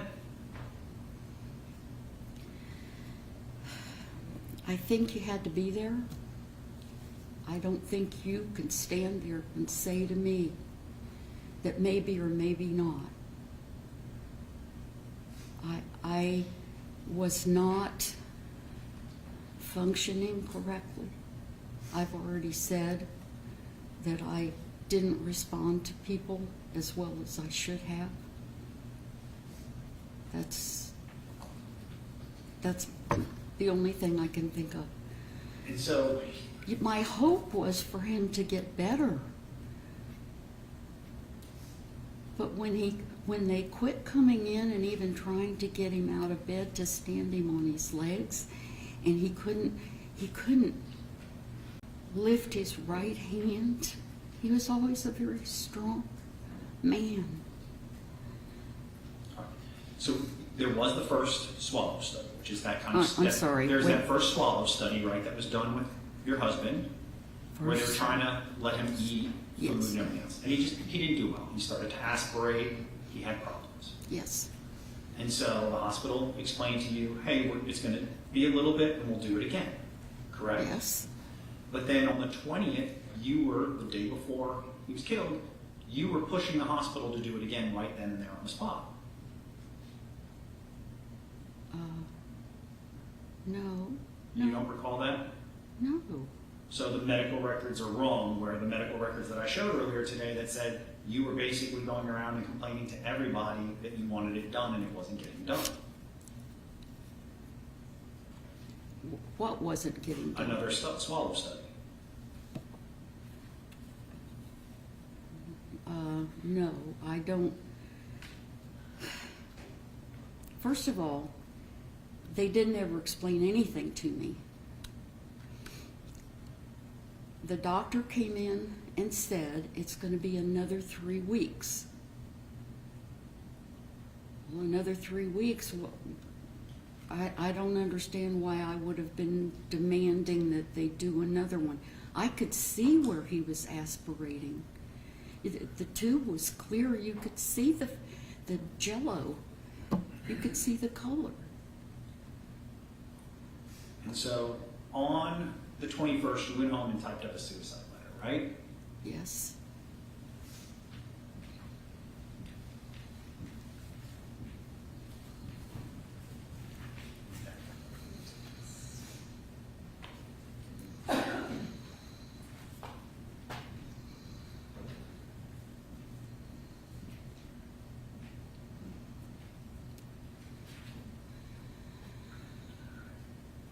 And so you typed up this suicide letter that day, right? Yes, I didn't actually go home to write a suicide letter. I just thought that I should do something when I went to pick up the gun. And then here you claimed it was his idea to do it, right? Yes. Except when medical staff had met with your husband day in, day out after the 6th, every day he never stated he had any suicidal thoughts. Yes, he did. The medical records do not show that. Well, they show that they talked to me about hospice, and they didn't. So what you're saying is this hospital mistreats your husband, what they're documenting is wrong, you're saying, and they were aggressive towards you, your husband, but you never look for another location, you never do any of these other things, it's just the hospital's fault. Everything's the hospital's fault. No, I don't think everything was the hospital's fault. I'm saying that I was in a very stressful situation after several stressful years of moving around, being in a hurricane, having my husband fall ill, being in and out of hospitals, trying to get help. I am not blaming the hospital. I'm telling you how I came to be in the situation I was in to the best of my ability. I have no animosity. I was describing the things that happened to me and happened to Jared. So, I mean, they didn't kill him. no, that was you, right? Yes. Okay. So, on that day, you come into the hospital, and did you see the other families around? Did I on that see? floor? Since No. you were there that much? No. You never saw the other Oh, patients? you mean during the weeks we were there? Yeah. Yes, I did. So you knew there were a lot of patients in there, right? Yes. And they were critical, just like how you described your husband being. Well, You might I not know their was condition. but- going under the assumption that these people were there for rehabilitation, meaning that they weren't hopeless cases, that eventually they would get better and they would get out of the hospital. And as you described it, you were feeling overwhelmed from these kind of years of unfortunate events happening to you. Did you attempt to get any mental health help? Me? Yeah. I did go to a mental health counselor for a couple of visits after our house was flooded, and I was having panic attacks every time it started to rain. But as far as at this time, no, I was completely consumed by trying to be with my husband and be with him when he was ill. And the only person or evidence that suggests that he wanted to die that day is coming from you, right? There's no other evidence otherwise. You didn't videotape anything. He didn't write this note. He wasn't suicidal to any of the hospital staff, even though they questioned him day in, day out after January 6th.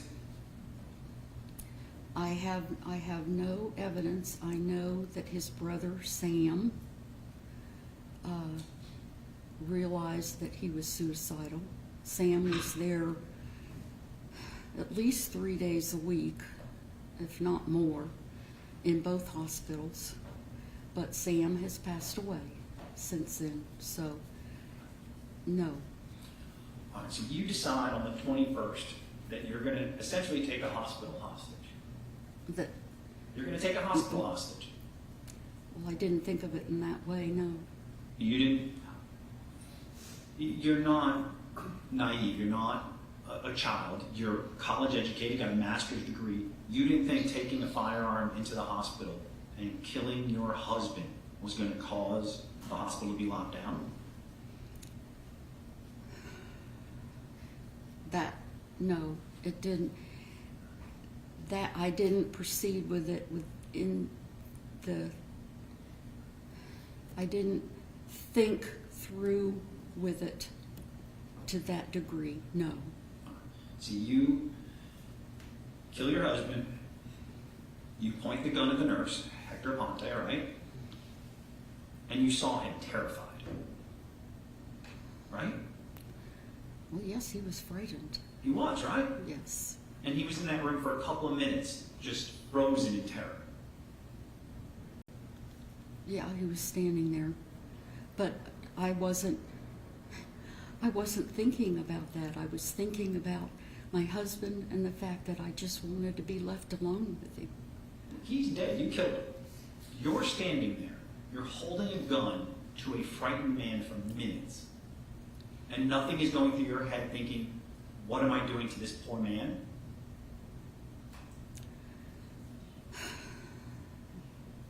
Yes, I'm sure that I thought that he was frightened. I wanted him out of the room. That was all I could think about, was I wanted him to go away so I could sit with my husband.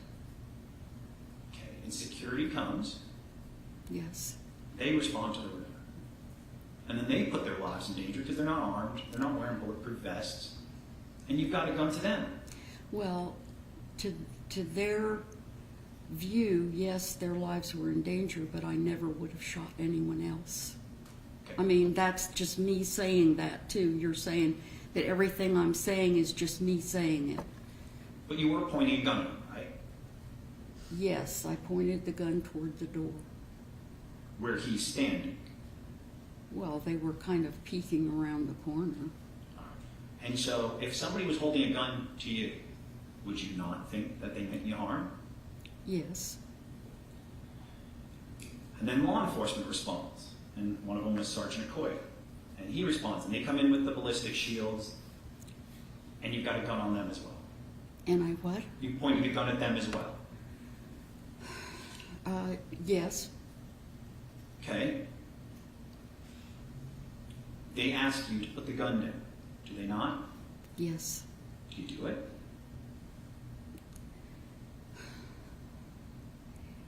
I put No, the only time I put the gun down that I remember was I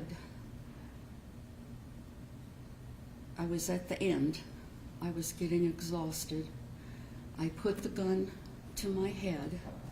I took the safety off and I put the gun here, and then I realized that, what I said, that I would probably fall on the floor, which for 40 years I've been very careful not to fall on the floor.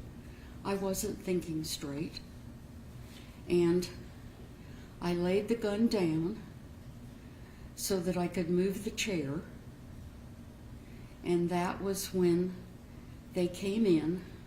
I had moved the chair to where I thought it should be, so that I would fall on the bed and not on the floor. It sounds stupid, but that's what I was thinking. So law enforcement negotiators had to sit there with you for hours trying to convince you to put down the gun and surrender, and you didn't surrender. And then they tricked you ultimately with writing a letter, right?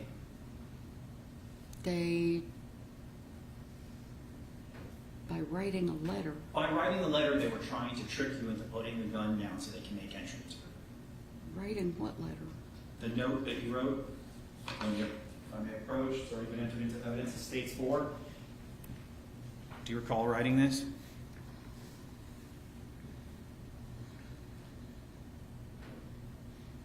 Oh, I guess I didn't. No, I didn't remember writing that, but that's my handwriting. All right, and this is what you were writing when law enforcement was asking you to write a note. When the hostage negotiator ransom was asking you to write a note to your family, right? Okay. And this was the note you wrote. It looks like it, yes. All right, and you're writing, this is your writing. Sam Hangy, I am so sorry it turned out this way. Jerry thought he would be able to do it himself, but he was physically too weak. I know you will hold this against me. I would in your place. I thought I was stronger and I could shoot myself right away. Now, all I have done is write this fruitless and boring note. These are your words, right? Yes. A fruitless and boring note. You've held a hospital hostage for hours. You realize that, right? Yes. Now I do. You didn't realize you were holding people hostage. I realized that there was a lot of commotion. I knew that they had moved people from the two rooms beside me.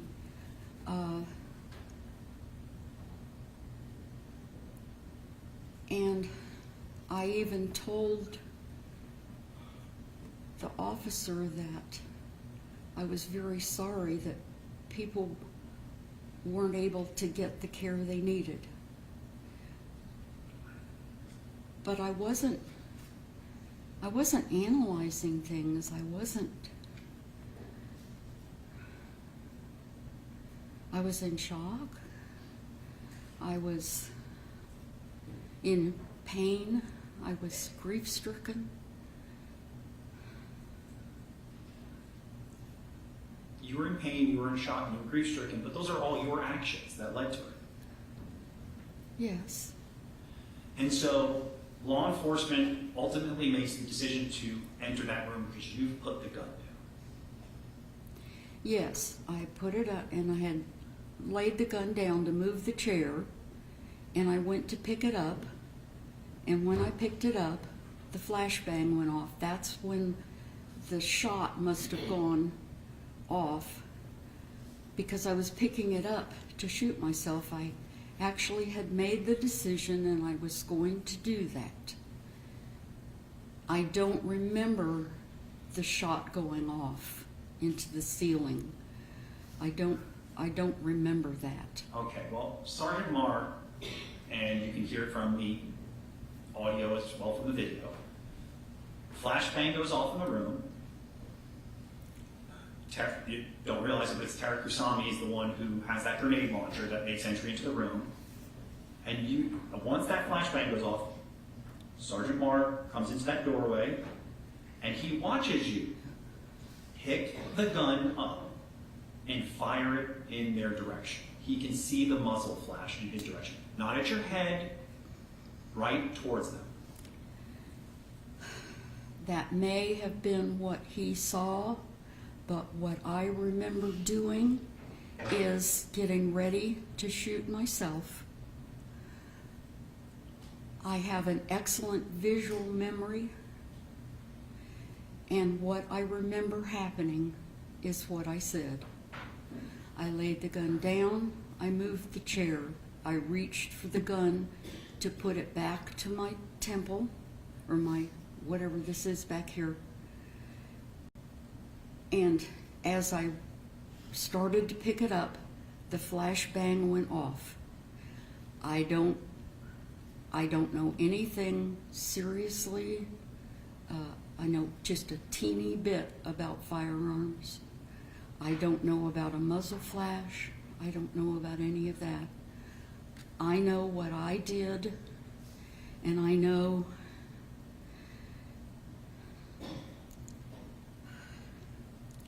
that I will regret many of my decisions for the rest of my life. But you're giving testimony from a man that's been around guns probably most of his life. I don't know what to tell you. I can only tell you what I remember happening. Well, what Sergeant Marr describes is the difference between him sitting here testifying, Yes. or him being dead, was your wrist moving about an inch. It probably was at that time because I had taken the safety off of the gun, but I did not mean, I never, ever meant to hurt anyone else.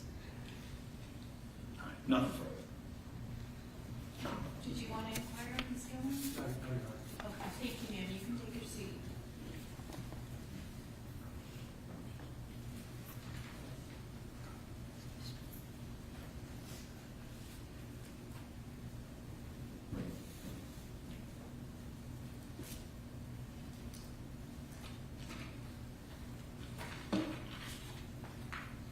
Mr. Ferry, did you have any other witnesses to call?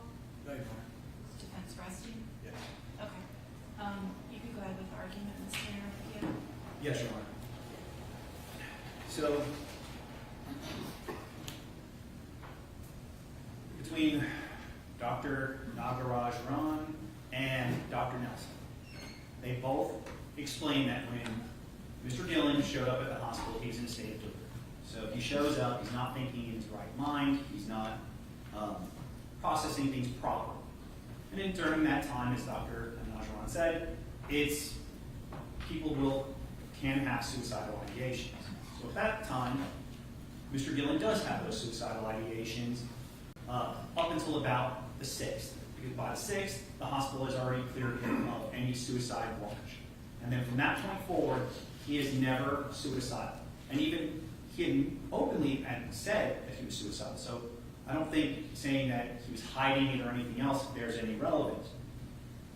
Now, Mrs. Gilland decides to go home on the 21st after we've already discussed from medical records. On the 20th, she's grown frustrated and angry. And as you've heard from some of the hospital employees, she was kind of nasty with some of the employees. She's been known to be kind of put hands on employees to the point where they told her, you do it again, you're never coming back in this hospital. She was determined to get her way and she wanted her husband to get better. I understand that. But they explained to her that it's a process and they weren't able to complete this swallow study at this time. So she decides the next day, it seems like she's just kind of growing frustrated and tired of what was going on. She goes home and gets a gun. She comes to that hospital. She doesn't check in at the desk. She goes straight to his room and she shoots and kills her husband. There is no evidence before us that he wanted to commit suicide that day. There is nothing. Even Dr. Danziger agrees with that assumption by the state, and that assessment by the state. So you have her go in and do this. Hector Aponte goes in. He walks in, he starts putting his gloves on because it's muscle memory. He's thinking, she fell on the floor, he fell on the floor, I'm going to go ahead and have to pick them up, help them out. He turns around and she's got a gun. She's pointing it directly at him. And while she's saying go away and she's not making any actual verbal threats, anyone would assume that someone pointing a gun at you means you harm. He is frozen in terror. He sits there for what is described as 5 minutes of just being frozen, that he can't even move and react to. I don't think he said 5 minutes. I thought he said it was approximately 5 minutes. Did he? Okay. I thought it was, okay. And so for that time frame, he's sitting there with the gun pointed at him. She doesn't put it down. She doesn't point it in any other direction. She points it directly at him. He leaves the room, and as you heard from Ms. D'Angelo, he leaves the room, he's got his hands up, and he's pale white like a ghost. He comes around the corner, he's sitting there in this little desk area with her, and he's not saying much at first. And then finally he tells her that she's got a gun and that she shot her husband. That's when she gets on the phone, Ms. D'Angelo gets on the phone, and she calls out for the active shooter. As Ms. D'Angelo described, she was so terrified of what was going on, she's not even sure if she put the phone on the hook. They run, hospital staff is barricading themselves into rooms. So those 33 other patients just on that floor are no longer receiving care.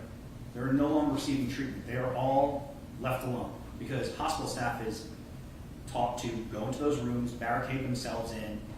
You heard from them. Hector Aponte was so terrified of it, he's literally on the floor in the fetal position crying. It's impacted him so much that he no longer works at that hospital, and he gets psychiatric help or psychological help to deal with the nightmares and terrors that he's had as a result of it. Her actions shut down that hospital. That hospital was shut down for hours. So that means those 33 other people whose loved ones wanted to be by their side in those moments can't be there. That means women who might have been given birth and their husbands didn't get there on time can't be there. Anyone who wanted to be there for somebody in that hospital cannot be there for them. And that is an action she took, and it's a deliberate action. She is college educated. She understands what hospice is, and while she says they weren't telling me about it, she never said she looked into it, never did anything. She never looked for an alternative. She never looked for anything. What she decided to do was take that hospital hostage for hours.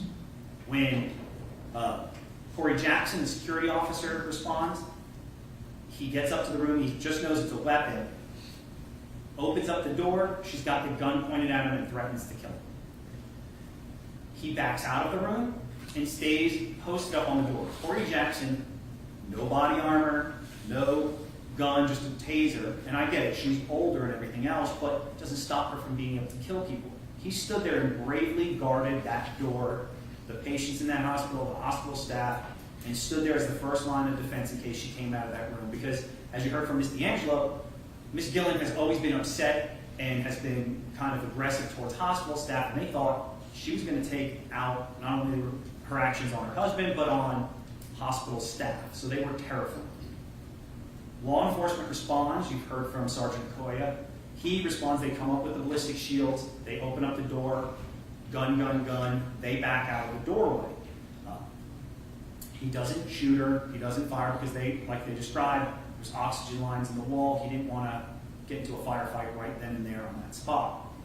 They maintain outside. They're telling her to drop the gun, drop the gun. She doesn't drop the gun. Now, time and hours go by. SWAT is brought in. The SWAT team is sitting outside that doorway. They've got the pole cam. She's made threats to the officers while they're out there. Sergeant Mara, as they described, and you've seen the video, they've got the pole cam, so they're watching her every move. It takes Ransom, who you see in the first initial video. He's the hostage negotiator talking with her, and they can come up with this plan. And the plan is, let's get her to write this letter, write this note, and when she writes this note, we're going to hope she puts the gun down, and when she puts that gun down, that's when the team is going to make entry. And at first, she's not putting the gun down as she's writing this note. And it's telling of who she is when you read that last line of that note where she says, this is a boring and fruitless letter. She has literally taken a hospital hostage, killed her husband, and to her, this is boring and fruitless. Why am I being bothered to do these things? Now, SWAT team operator deploys the flashbang as soon as they said she's put this gun down. Flashbang goes off. Tara Kusami is the first guy through with the grenade launcher, and that's when she fires the shot. She picks up the gun. She doesn't point it at her head. She's not trying to kill herself like she said here today. Because that projectile would have been up in the ceiling to the left. It would have been maybe the glass behind her, something in that direction. The projectile went up into the ceiling, but right in front of her. And as Sergeant Marr described, him and Edward Lee enter. They're aiming down into the room. They're literally in the line of fire. And as he described, because of the range, because of what it is, it's just a little movement of the wrist is the reason he's here and not buried. Her actions that day were deliberate. They were selfish. She is, even Dr. Danziger, when you hear his testimony that she was having some episodes then, but let me go back to the note on that. He described her as, he acknowledged that what she did caused damage to the hospital staff and hospital employees, that just because of her age, it doesn't absolve her of punishment. And again, like I stated, Dr. Danziger admitted there's nothing in the medical records, nothing that he can point to that Mr. Gilland truly wanted to commit suicide that day. There's nothing to support that. What there is that she was selfish. She took that hospital hostage. She deprived so many other people of being with their loved ones. And worst of all, she tried to kill police officers who were doing their job, who didn't fire when they had opportunities to fire upon her, who showed amazing restraint despite the situation. And for that, Your Honor, I think she should be punished. I'll leave it in the court what the court determines to be an appropriate prison sentence, but she deserves to be punished for what she had done that day. So the state's not going to take a position on what sentence you think is appropriate? No, Your Honor. Okay. Mr. Perry? I really don't want to regurgitate everything I put in my sentencing memorandum, but I'll go over, I guess, a few points today. Obviously, the court knows Ms. Gilland is someone who's 78 years old. She's been a law-abiding citizen her entire life. She has from all accounts, she's been married for 53 years. She loved and cared for Jerry Gilland. I mean, like any loving husband, wife would love. She had a deep respect for him and the amount of care that he provided to her over the 53 years of marriage. No one knows Jerry Gilland better than Miss Gilland. For someone who has spent 53 years with that person since 8th grade, I think the testimony was today. She knows her husband better than anybody that testified today. And she knows if he was improving or not improving. She loved him so much that she had to make this decision for him. In the medical records, there are several, the state didn't call these witnesses, but certainly I mentioned in my sentencing memorandum, there were several times in which Mr. Gilland expressed to hospital staff that he wanted to end his life. Why? Because, as Dr. Nelson said, his health was deteriorating. He was obese. He had ulcers. The ulcers were not getting better. I'd asked the court to review the graphic photographs that were admitted into evidence. Those are ulcers that, and everybody has explained on a level 1, 0 to 10, I think, it's a 10. He is in an immense amount of pain from those ulcers, and I think Dr. Nelson said they were infected, and more flesh, I think, has to be removed from those ulcers. They were getting bigger, not smaller. Dr. Danziger did not review Mr. Gilland's medical records. That's not his purpose. His purpose was to conduct a risk assessment, psychological evaluation on Ms. Gilland, which he did. He testified to the court as it relates to his opinion that she's not a risk of danger to the community. He made that same opinion 2 years ago to this court, which resulted in Ms. Gilland being released on bond. And that opinion was validated by her conduct the last few years, where she reported in a timely fashion to all court appearances, to her pretrial release officers. You have the statement from his pretrial release officer that she appeared at all meetings with him over the course of 2 years. And so Dr. Danziger's opinion regarding her risk to the community has been validated by proof that we've seen. In addition to that, Dr. Danziger gave two, I think, very important opinions as it relates to mitigating factors that are contained within Florida statutes. Ms. Gilland was under an enormous amount of stress, anxiety, depression. Why? Because the love of her life for 53 years, and it's his last days. I mean, it's his desire to no longer endure this pain, and he's asking his wife of 53 years to go home and to get a gun. She's never even used a gun. She doesn't know where to get bullets at. She doesn't know what she's doing. And she is doing this for what? The only purpose is for love and to carry out her husband's wishes. This is the kind of stress that she's going through. Her decision is not to, she doesn't want to hold a hospital hostage. She doesn't want to cause harm to law enforcement or other patients. She's not thinking properly. Thank God no one was hurt, no one was injured. She expresses extreme remorse for what occurred during that time period. But her wishes are expressed in suicide letters. She wants to die with her husband, and she wants to die quickly with him. And this is the only thing they can think of, I guess, together, how they can end their life literally together in the hospital. And so I asked the court to take, obviously, the circumstances of the incident into account. It's very sad, it's very tragic. We wish this never happened to Ms. Gilland or to the hospital, to law enforcement. And she's deeply apologetic for it. But we don't believe that Ms. Gilland, she's, as far as consequences, she has faced a lot of consequences. So she has pled as charged, accepted full responsibility for the charges. She wants to thank the state attorney's office, obviously, for waiving the minimum mandatory and to capping the sentence. She's very grateful for the state attorney's office for doing that. But we don't believe that additional incarceration is necessary to protect the community, which is one of the purposes, obviously, of the Florida sentencing statutes. Given her history of being a law-abiding citizen, given the circumstances of the incident, we'd ask the court to impose a probationary sentence. With credit for time served, I think she has 40-something days. 42. Yeah. All right, thank Thank you. you, Judge. Mr. Nerley, could you have a sentencing guideline worksheet with you? I do, Your Honor, and I'll provide a copy to defense.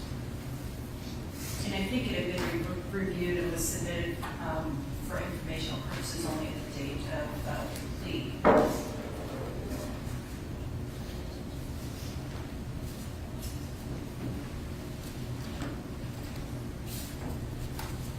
And I did during that last break that we took review the additional materials that the defense submitted with the additional letters that were attached. Thank you, Judge. Copy here for the defense, and I'll approach with. This copy.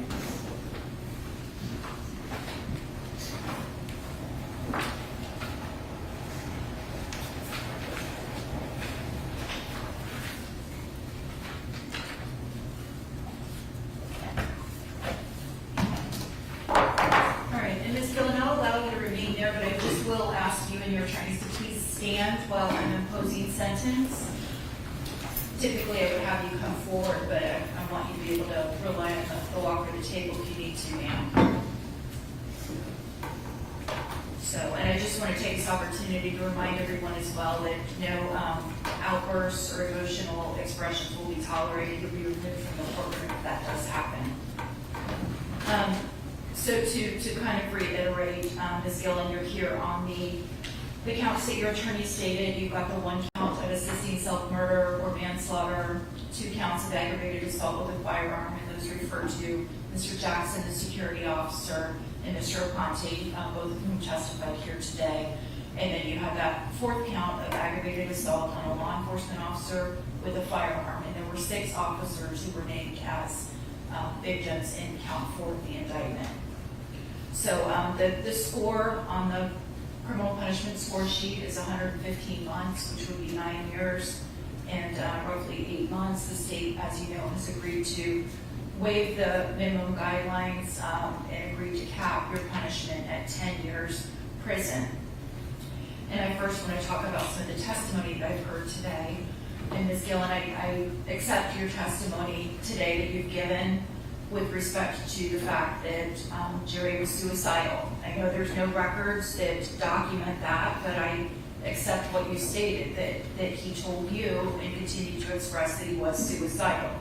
I think that makes sense that a husband would confide in his wife of 53 years with respect to his serious emotional condition.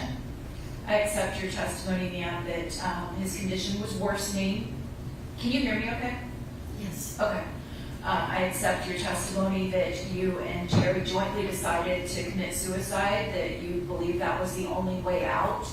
And I accept your testimony that you do not remember staff informing you about comfort care or hospice.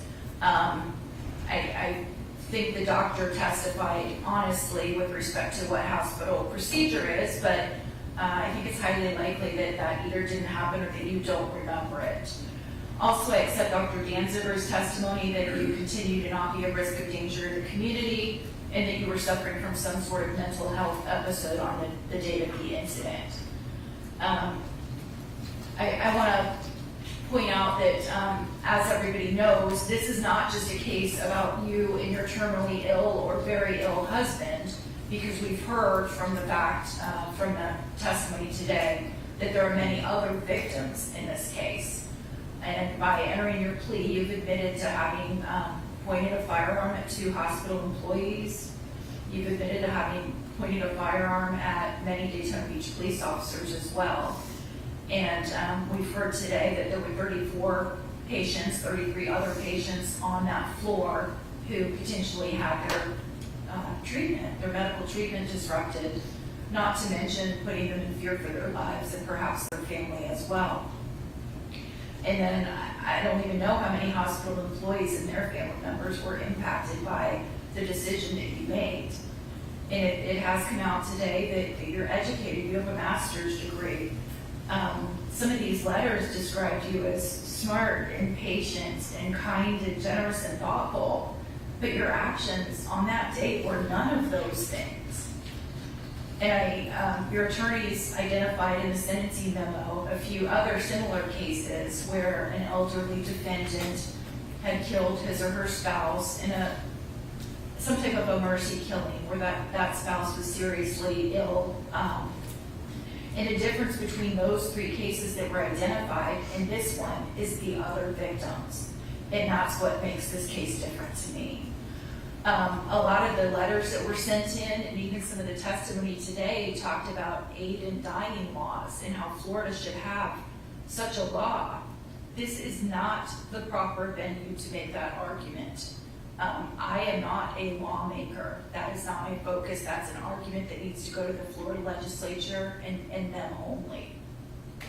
Now, that's not to say that I'm unsympathetic to you, ma'am, because I can't fathom the difficulty of watching your husband's medical condition deteriorate to the point that he was in that constant kind of pain and wishing that he were dead.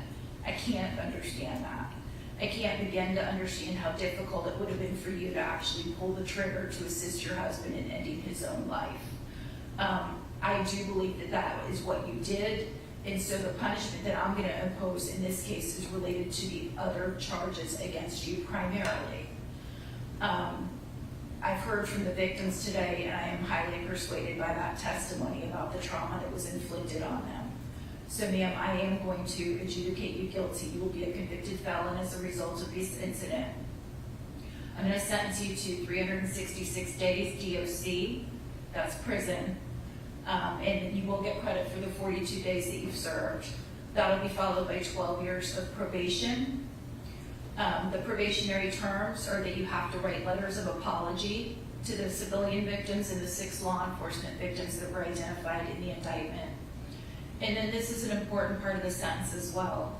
I want you to perform a minimal amount of community service hours per month for as long as you're physically able to do that. I want you to do 8 community service hours a month, so that's maybe 2 a week.